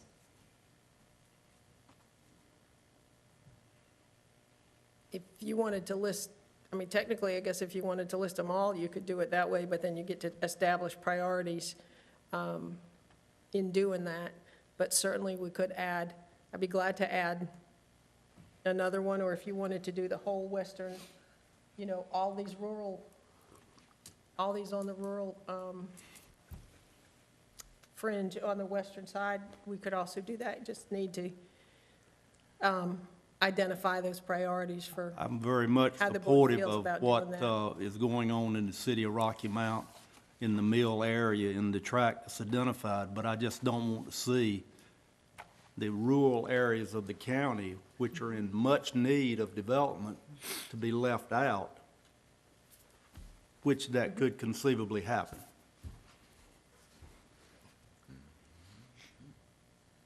Other thoughts, comments? I would, Mr. Belfield, go ahead, sir. I would say, add another track. Yeah, we were talking about 2 now, and I would add another one, make it 3, and make sure it's totally rural. Okay. I think that would be a good compromise. I do feel like we are getting a lot from, the Goodman family, done in Nash County without any ask, and they did ask that we include this one. I'd like for this board to honor that request if they're willing to, simply because they are doing so much in Rocky Mount, which is in Nash County. There's really no distinction there, between Rocky Mount and Nash County, because what they're doing helps us all. But, I would like to see us support the one that they requested that we support, if the board would see fit to do that. I don't have any issue with adding another rule, but Mr. Outlaw, are you prepared to name that one today so we can go ahead and take action on it? I don't have a strong, what led me to the 231 tract is just that they have infrastructure things and the investment that the county has done in the Middlesex Park. And beyond that, that one just came to my mind immediately in doing that. And the other ones, of course, there's a business park in Nashville. This is the Nashville area. And then Castalia going up towards Universal, and that's in this northernmost area. I think all things being equal otherwise, we might consider including the Spring Hope Tract 111 because of its contiguous, and it just offers a larger zone in Nash County for consideration. But there's not a strong lead other than in that southern one. If, the board doesn't mind, Mr. Tolson, are you, I think you were on the string of emails that I got concerning this matter. Do you have any thoughts of what we were discussing at this time that you could add? Sure. Yes, sir. Is the board okay with this? Yeah. I think you were on that string of emails. Okay. I have not been directly involved in selecting the zones, although I do support where Commissioner Outlaw is. I do think that we ought to, I'm completely supportive of what's happening around the mill project, so let me start out there where you are. But I do believe that if we can get a 4th location, we ought to pick a rural location and submit it and see if we can get it funded. I don't know that we can get it funded, Wayne, that's the problem. Because I know they've got some fairly strict requirements about what they're looking for. But all they can do is say no. If we don't, looking at 3rd. I'm sorry? You said 4th, I think we're Yeah, I actually meant looking at 3rd. Yeah. All they can do is say no. If we don't put it on the table, they can't say no. We know they're not going to fund it if we don't request it. Exactly right. So I think we ought to look really hard for a 3rd location and put it on the table, and I would support that. Okay. Thank you, sir. That helped a whole lot. Is there some tract in the Nashville area that would benefit from something like this? The tract that includes Nashville itself is an eligible tract. I mean, the center, the one in the center. And the municipalities, and the municipalities have an opportunity to make recommendations also? Yes. Actually, anybody can make a suggestion or a nomination, as far as I know. Has Nashville been solicited on this to make a recommendation? They were contacted. I did not contact them directly about it, but I certainly would be glad to do that if you I just would wondered like if me they to had been notified. be sure that they have. They were notified originally. The original information that I got about opportunity zones came through Upper Coastal Plain Council of Government. It's a message that went out to all the participating members of that group. Mr. Tolson, did you have a comment? Sit down at the front. While he's coming, all municipalities and the county should have gotten a notice about this from the Upper Coast Plain Council. Yes, anyone that's a We're talking member of about that group. 48 government entities. In the 5-county area. I didn't check the whole five list, county, but it that's was a right, long that's what I meant, 48 in the five-county area. lot on there. Yeah, I was just going to say, Mr. Lamb and I are probably going to be in a meeting tomorrow with Mr. Raper. It might be from Nashville. It might be a good opportunity for us to talk about that. I think we're going to be together at a meeting tomorrow at noon. I can't be there. There you go, Z. We'll do it without you. Well, I agree that we ought to pursue a third site, and I'll discuss it with Hank, see if they're interested. Because we're doing something, we being the partnership, are starting to do something separate with Nashville to promote Nashville in the stuff that we're doing, so. I think where we're at, if the board's okay with this, I would suggest that we approve the two that were brought to us this morning, approve a third one, and let the staff determine, working through the agencies involved, what that third one is. Are we okay with that? I'm fine with that. Okay. All right, well, that's the way we would handle it then, Ms. Nixon. We will let you know how that works out. I guess I need, what item am I on, number 10? I need to call for a motion to approve the request, and if you put into motion basically what I just said, we'll handle it that way. Mr. Outlaw, you want to make that motion? Yes, sir, I'll make that motion based on exactly the way you just said it, with the 2 tracks and a third to be added. Second. I have a motion, which includes the 2 tracks that were brought to us this morning. The board has determined it wants to add a third one and has passed that delegation to the staff to come up with what that third one would and notify the board once that's determined. I have a motion by Commissioner Outlaw, a second by Commissioner Barnes. Any questions on that motion? I just want to Mr. Belfield? make myself clear. We're talking about Rocky Mount Mills in downtown Rocky Mount. We're talking about Rocky Mount Mills area, which includes downtown Rocky Mount, that first slide that she showed us. Yeah. And then we're talking about the Middlesex area, Oh, the Middlesex. as the second one. Okay, I And didn't the know. third one to be determined. I know they were talking about the western, the western side of downtown. I didn't know if that was number 2 or all of that put together as one. Can you show that again, Mr. Nixon, the one that includes that, Yeah, the one it's in the blue one right this there. dark blue Right. here. Okay, It has both residential and the developing mill property in it, okay. and the downtown I got business area. Okay. I want to be very clear, I am very supportive of the mill project, very supportive of it. I grew up in that area, and it's a great thing that's happening in that area, but I'm also supportive of needs in the county. Any questions, board members, on what the motion is at this time? Seeing none, all in favor say aye. Aye. Any opposed by like sign? Motion carries. Thank you. Thank you. We're now on item number 11, which is a public hearing for the 2014 Community Development Block Grant, Economic Development. I call on Ms. McGee to make this presentation. Good morning. Good morning. Good morning. The purpose of the public hearing today is to obtain a closeout report on the Nash County 2014 CDBG Economic Development Project for Nut Cow USA. The Nut Cow USA Community Development Block Grant Project consisted of a $750,000 CDBG loan to Nut Cow USA in Mid-Atlantic warehouse and storage. The CDBG loan was used for renovations to a shell building at 7008 NC Highway 48 in Battleboro. Nut Cow USA established a manufacturing facility at Whitaker Business and Industry Center for the production of nut-based spreads, creams, and fillings.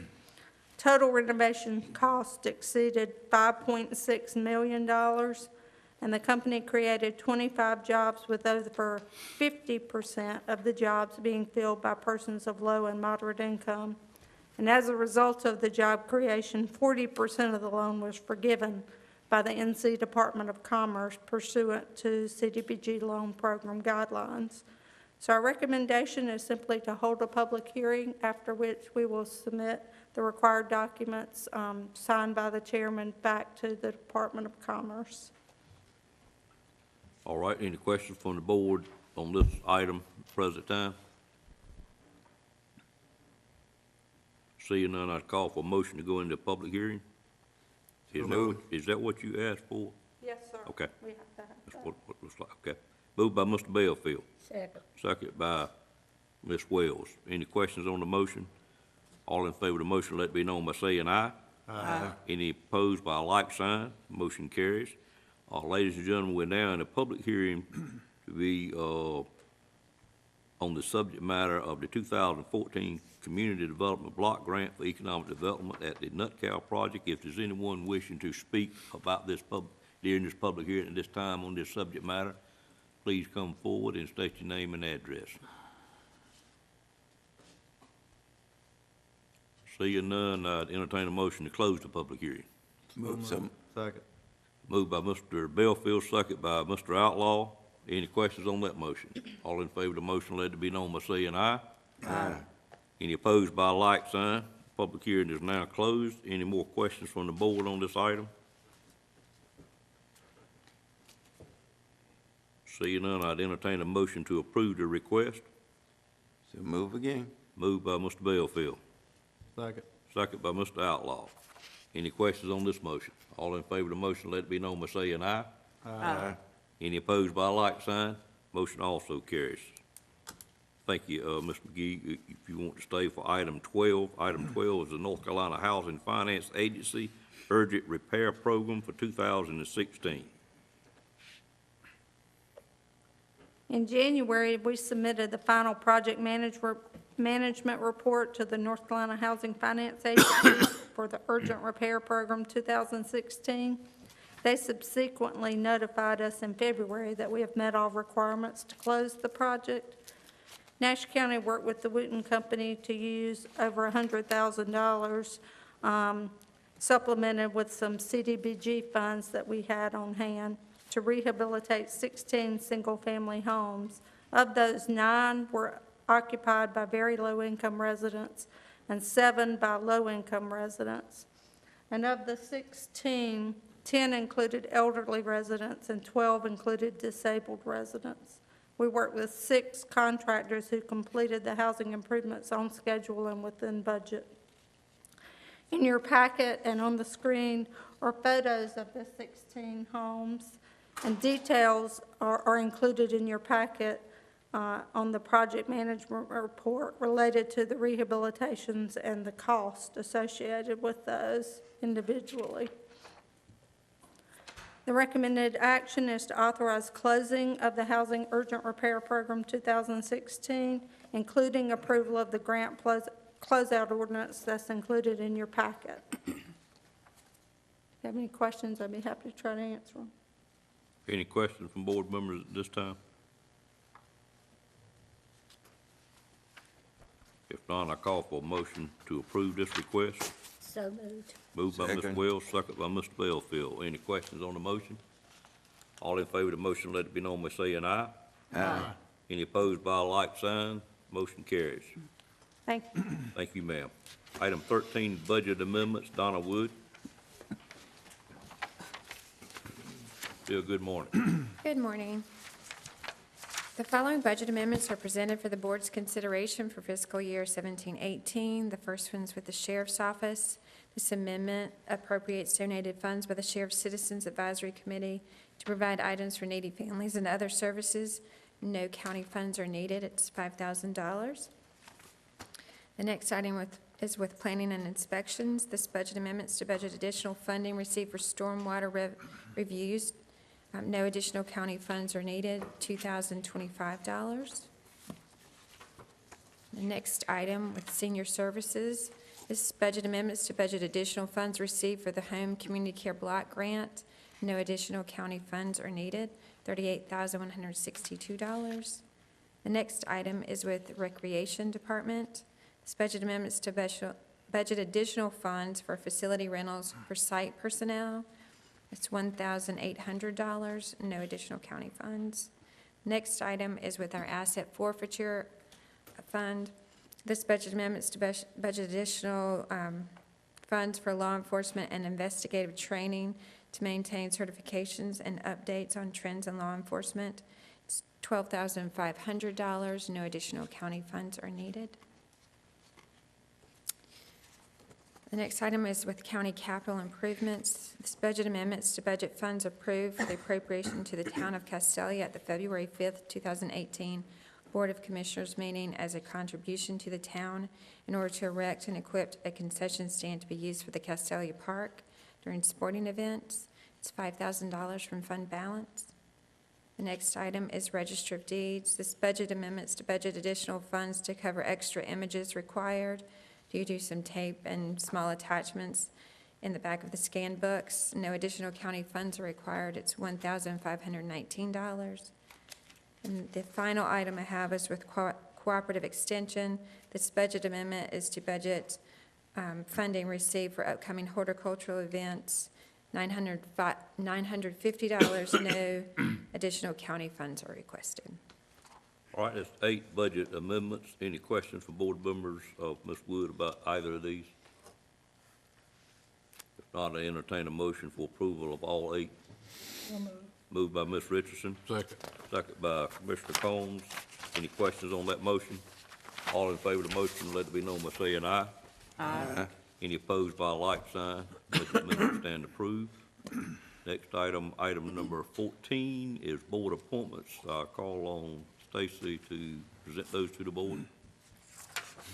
Good morning. I know why you smiled, but it keeps me out of trouble. You can call me whatever you want to. Better to call you by your first name to get the second name wrong. There you go. All right, so the first one is for the Transportation Advisory Committee, appointments for the towns. Appointments for the Transportation Advisory Committee expired December 31st, 2017. If you will recall, last month, the board approved the appointments for the town of Middlesex and the town of Spring Hope, and the town of Red Oak was to finalize their recommendation in their February meeting. They did that, and they recommend Barbara Hightower for reappointment to the Transportation Advisory Committee. All right, pleasure to the board on that reappointment. Move. Second. Moved by Mr. Outlaw, second by Mr. Belfield. Any questions on the motion? All in favor of the motion, let it be known by saying aye. Aye. Any opposed by a like sign? Motion carries. Okay? The next one is for the Home and Community Advisory Committee. Nancy West Brake was recently appointed to the Home and Community Advisory Committee.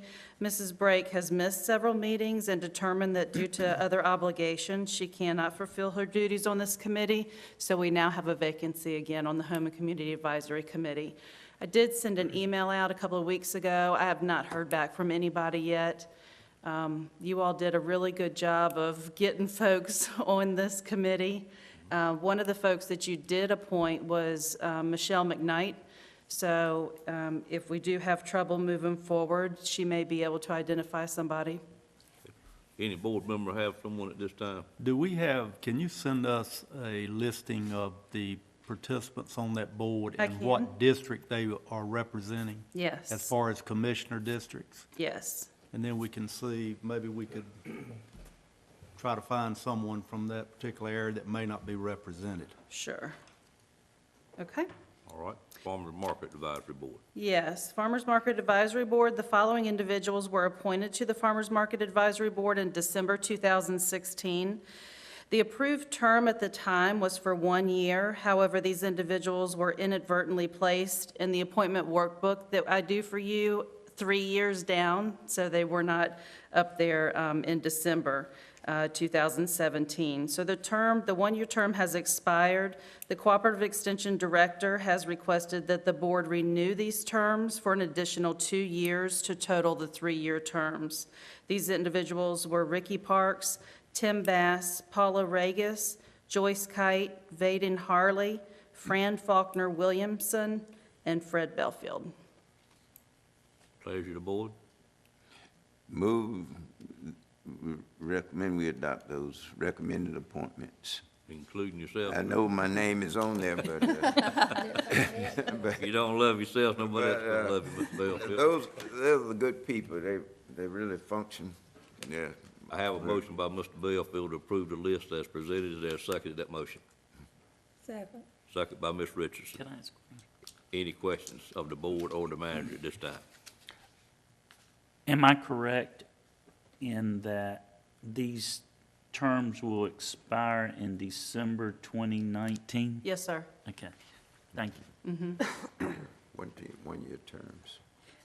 The next is for the Nash Edgecombe Economic Development Board of Directors. Let me vote on that one. Oh, I'm sorry. All right, I have a motion and a second. Any other questions on those? All in favor, say aye. Aye. Any opposed by a like sign? Motion carries. Next item, need Board of Directors. Yes. As you are aware, Donna Boone, our DSS Director, has retired, and she's asked to be removed from the Need Board of Directors. Donna's term ends January 31st, 2019. An appointment needs to be made to fill the remainder of this term. I did have a conversation with our new current director, Miss Amy Pridgeon-Hamlet, and if the board so desires, she would be willing to serve. All right, pleasure of the board. Pleasure to board. I move we take that recommendation. Moved by Ms. Barnes, there's a second to the motion? Second.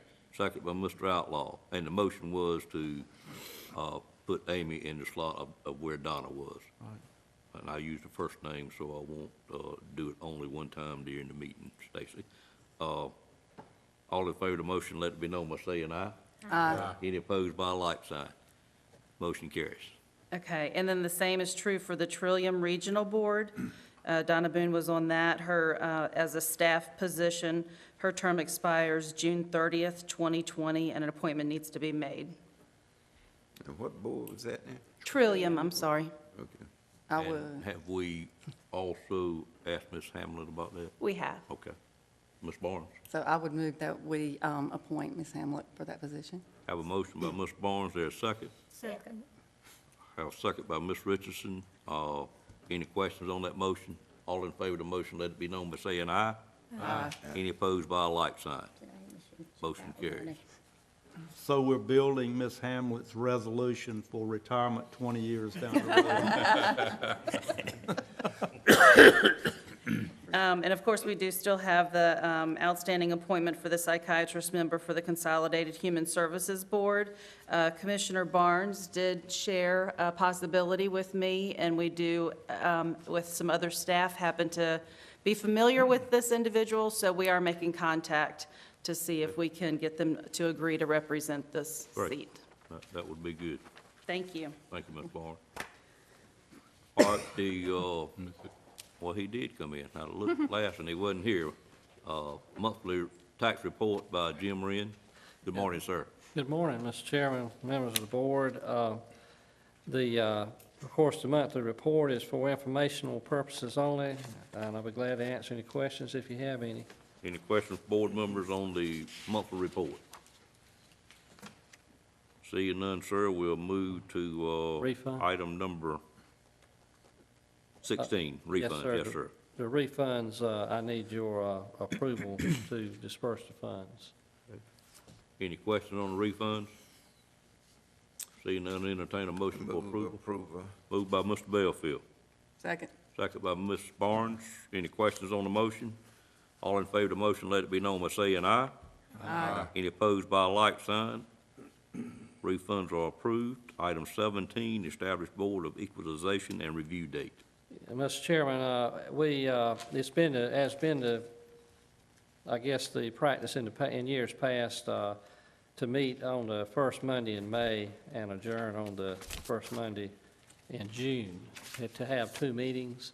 And so that was why I recommended these two dates. Now, we can't, by statute, you can set the first meeting no sooner than the first Monday in April and no later than the first Monday in May. And the dates you're proposing are May? May the 7th at our regular meeting, and June the 4th at a regular, I think, the regular meeting dates. All right. Any questions on that recommendation? Call for a motion to accept the recommended meeting time and date. So moved. Moved by Commissioner Combs. Second by Commissioner Bellfield. Any questions on that motion? All in favor of the motion, let it be known by saying aye. Aye. Any opposed by a like sign? Those dates are established, Mr. Wren. Thank you, sir. Thank you, sir. At this time, we're on item 18, commissioner comments. I would ask any commissioner to speak at this time that wish to comment to the board and the public. I'd just like to ask that the board be provided an update on Casa Works, where we stand with that particular project. You can just, whenever it's convenient for you. What was the project, Mr. Outlaw? CASA Works, might be pronouncing it wrong. It's the Trillium presentation that Mr. Peterson made. You remember they came before us last month? Yes, sir. Requesting a location. I'd just like some status as to where we stand with that and That where that location might be or could Looking for possibly apartments be. in Nash County. There- Right. yeah. Ms. Medina can give us an update on that if you'd like. Did you have something you might could add this morning, sir? Morning, sir. Good morning. I know Nashville Chief Bayshore and I are currently working with them to look at different facilities. The problem that they're having is you have to have 11 apartments at one time. So we're running into that issue where we can only find 4 or 5, but we're still working with them to identify a location. Okay. Thank you, sir. And it just needs to be in Nash County somewhere. Pretty much limits where you can look at, then don't it, 11 in one place. Other comments from commissioners? Seeing none, I just had one comment this morning. We got a report this week from the sheriff as it relates to transports, and each morning when I read these daily reports that the sheriff's department sends out, which I greatly appreciate them doing that, but it has dawned on all of us, I'm sure, that a large concentration of our resources are now utilized for these transports, and if you look where they go, how far these trips are, and in his report, he gave a summary of where we were for the last 3 years. In 2016, we had 307 of these. In 2017, we had 528. And in 2018, 138 in 9 weeks, which is a projected yearly of 795 transports. That's a huge increase, and I think we all realize that it's probably not going to turn around for a while. It's going to continue to grow.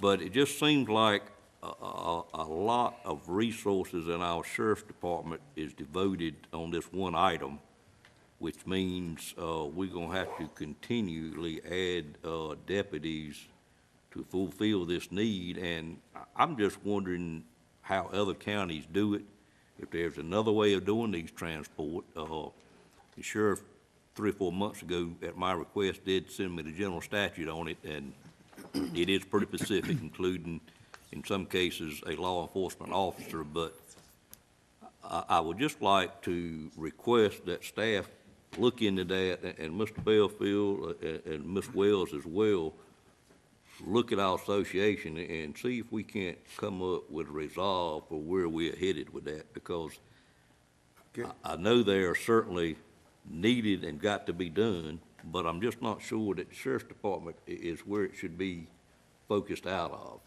It takes a lot of money to put a deputy fully equipped and into a car, much more than it would be to maybe have some other type division of another department to do these transports for us when we can legally do this. But I just see it as a problem moving forward, a problem on the resources for the county, and if we could just maybe put that on the list to start looking at.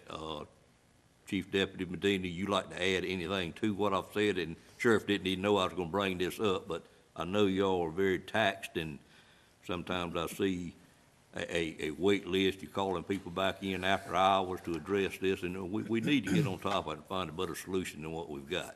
Yes, sir. The county manager's been real understanding of our comp time going up simply because we have to send people across the state. And we try to explain it to citizens that when our area deputy has to go across the state, it's taxing not only for that deputy to travel, but it's also putting more burden on the neighboring deputy. So it's a matter of safety. So that's one of the things that we talked about, to maybe explore a different option or develop a different type of way to take them there and then bring them back as well. So any open suggestions, we're trying to do it as best as we can right now with the manpower, so. But the numbers are staggering, what y'all have to do, and if you look at that report, like I do every morning, I get up early just so I can see it as soon as it gets. It is. The mental health issue is where the focus needs to be at, and it's, we're taking the brunt of it, because we have to take them there and then transport them across the state, and in a couple of days, we got to bring them back. And you're gender tied at some cases. Yes, sir. We have to have, if it's a female, we have to have we've actually used hospital staff to travel with us because we don't have the personnel, so. This is one that we could run through our association. Well, I was hoping so. A goal, each county is going to be asked to submit. That's right. Any goals that they have, and we'll be meeting, of course, very shortly after the 18 election, and start putting together the association's goals in about 6 areas, I believe is what we have. And this could be included, and it will be reviewed. If we submit it as a county, it would be reviewed with the goals and objectives, goals and objective committee of the association. Then it would come to the total association for us to vote on, as far as prioritizing them. And I think this is one that all counties probably would be concerned about, but we just haven't gotten into it. It's been mentioned, but we haven't really gotten into it deep. But it's getting to the point now where I think the Association of Counties is going to have to act. Okay. I knew that was one revenue. I know that is sometimes a somewhat lengthy process. I think we certainly should plan to do that. Yeah. And I'm hoping that maybe locally we can come up with a more, a quicker solution or a Band-Aid or something, possibly that we could work on it on both fronts through the association, at any meeting that you're at with the association, certainly with the goals that we submit each year. And then I wasn't aware, Mr. Lamb, that y'all were talking about this already, but I just really feel, and I'm sure the board agrees with me, that we really got to get on top of this. Yeah. I don't know what the requirements for transporting them as far as the state laws or whatever, but a thought came in mind that security agencies, private security agencies could help out with this, and it won't top sheriff very much. Well, it is pretty specific, and I can forward you that general statute that the sheriff sent me a couple of months ago. If you'd like to look at that, I'll just get it sent to the whole board so you'll actually know what it says. Yeah, Lamb? yes, thank you.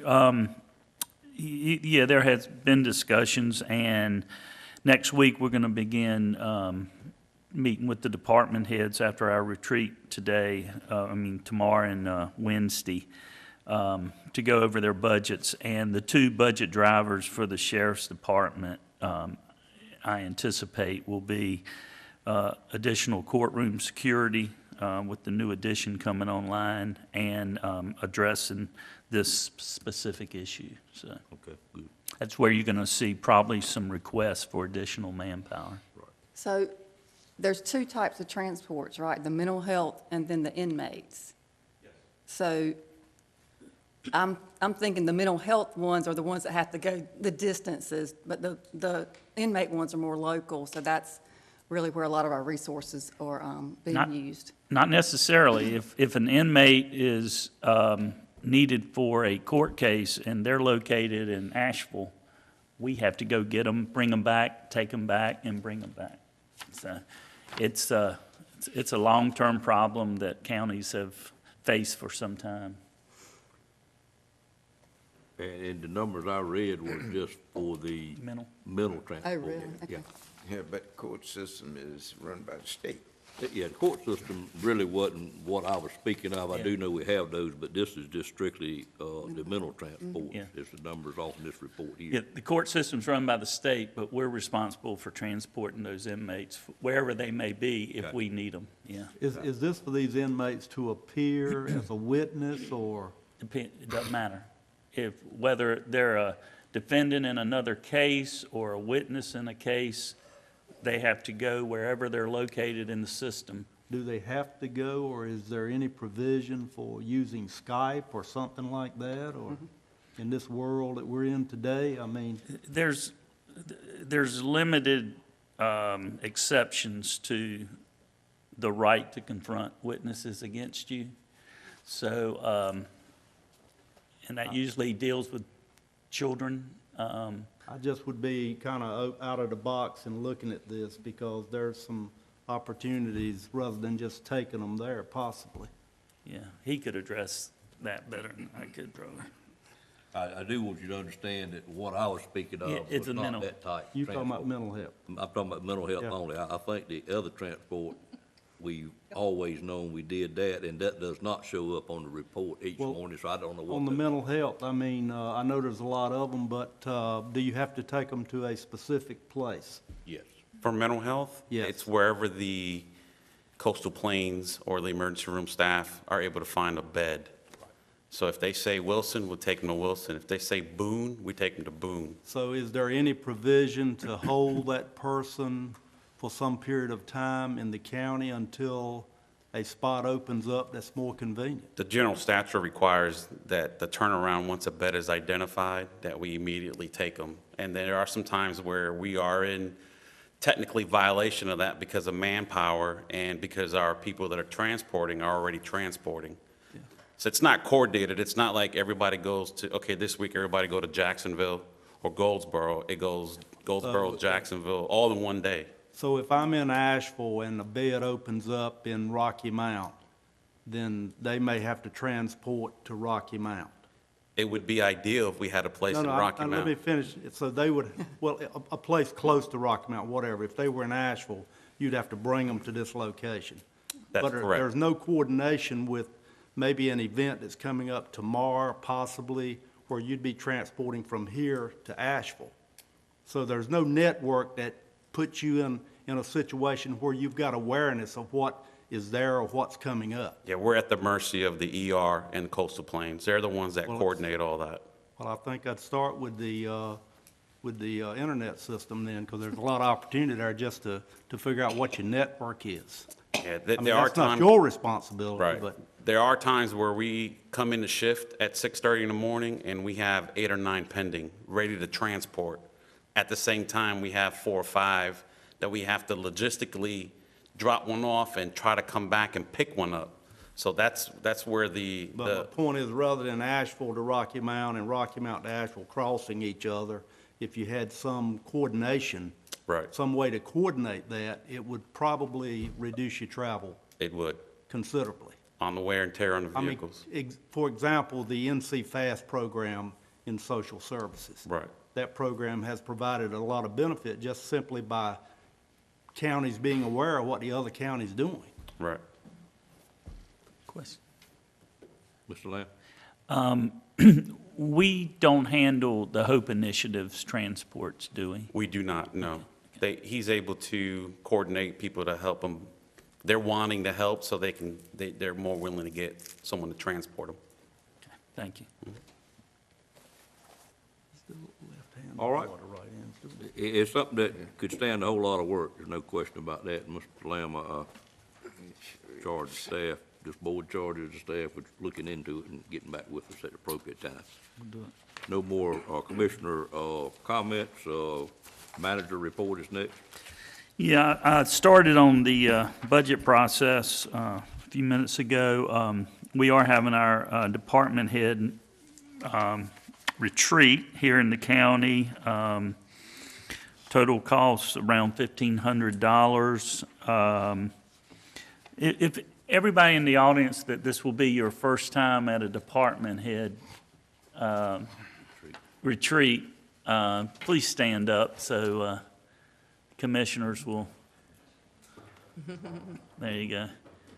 As a department. As a department head, yeah, thank you. We have had some turnover, and so we're looking forward to a very productive 2 days.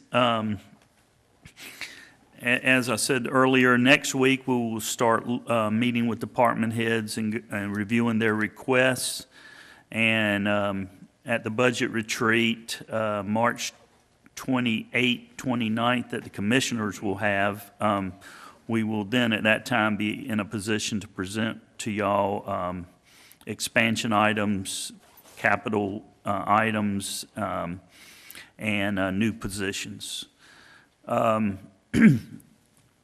would like to briefly address the radio situation. I know the commissioners acted last meeting on the infrastructure component of that. We've got Scott Rogers with us if anyone has any questions, but we have awarded to the vendor the infrastructure part of the work. That's going to take approximately 5 or 6 months, and we will not be ready to roll out the mobile and portable radios associated with this total project until at least August. And one thing we are confronted with is when you order these radios, it takes about 6 weeks to deliver, and your 3-year warranty begins at the time of delivery. So we're going to try to time ordering those radios so that they land here when we're ready to roll out, or a week or two before we're ready to roll out the radios. And with that number of radios, it's going to take a while to get them all out. We have been talking with 3 vendors. They're all on state contract. We ask them for their best price, better than the state contract. We've gotten some quantity discounts. We have gone back to them, asked them to further reduce. We are anticipating, we hope to hear positive news on the $1 million grant that we've applied for. We'll hear on that April the 6th.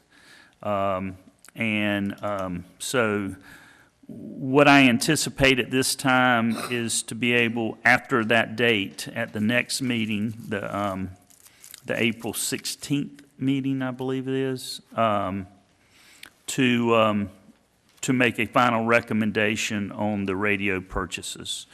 And I've been getting some feedback from the commissioners. We welcome that. We will be meeting with the radio committee between now and then, the commissioners' radio team, and we will be meeting again, I think, this Friday to try to further address our selection process. So I know y'all wanted a report on this issue. We're concerned about making the purchase too soon and using part of our warranty with the radios sitting on the shelf. Scott, do you have anything to add?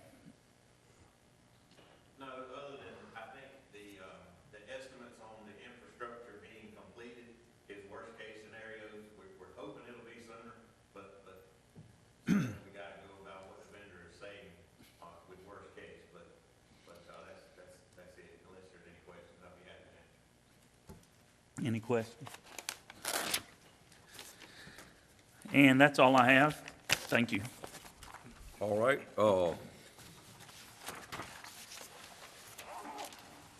Next item on the agenda, that completes the agenda, and we're now need to go into closed session for a matter of attorney-client privilege and economic development.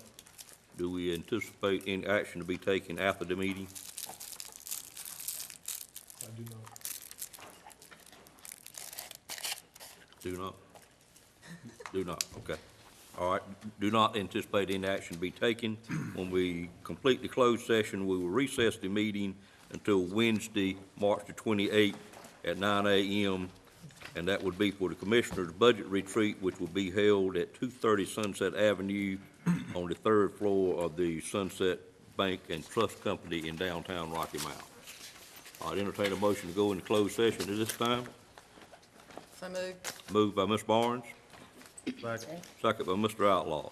Any questions on the motion? All in favor of the motion, let it be known by saying aye.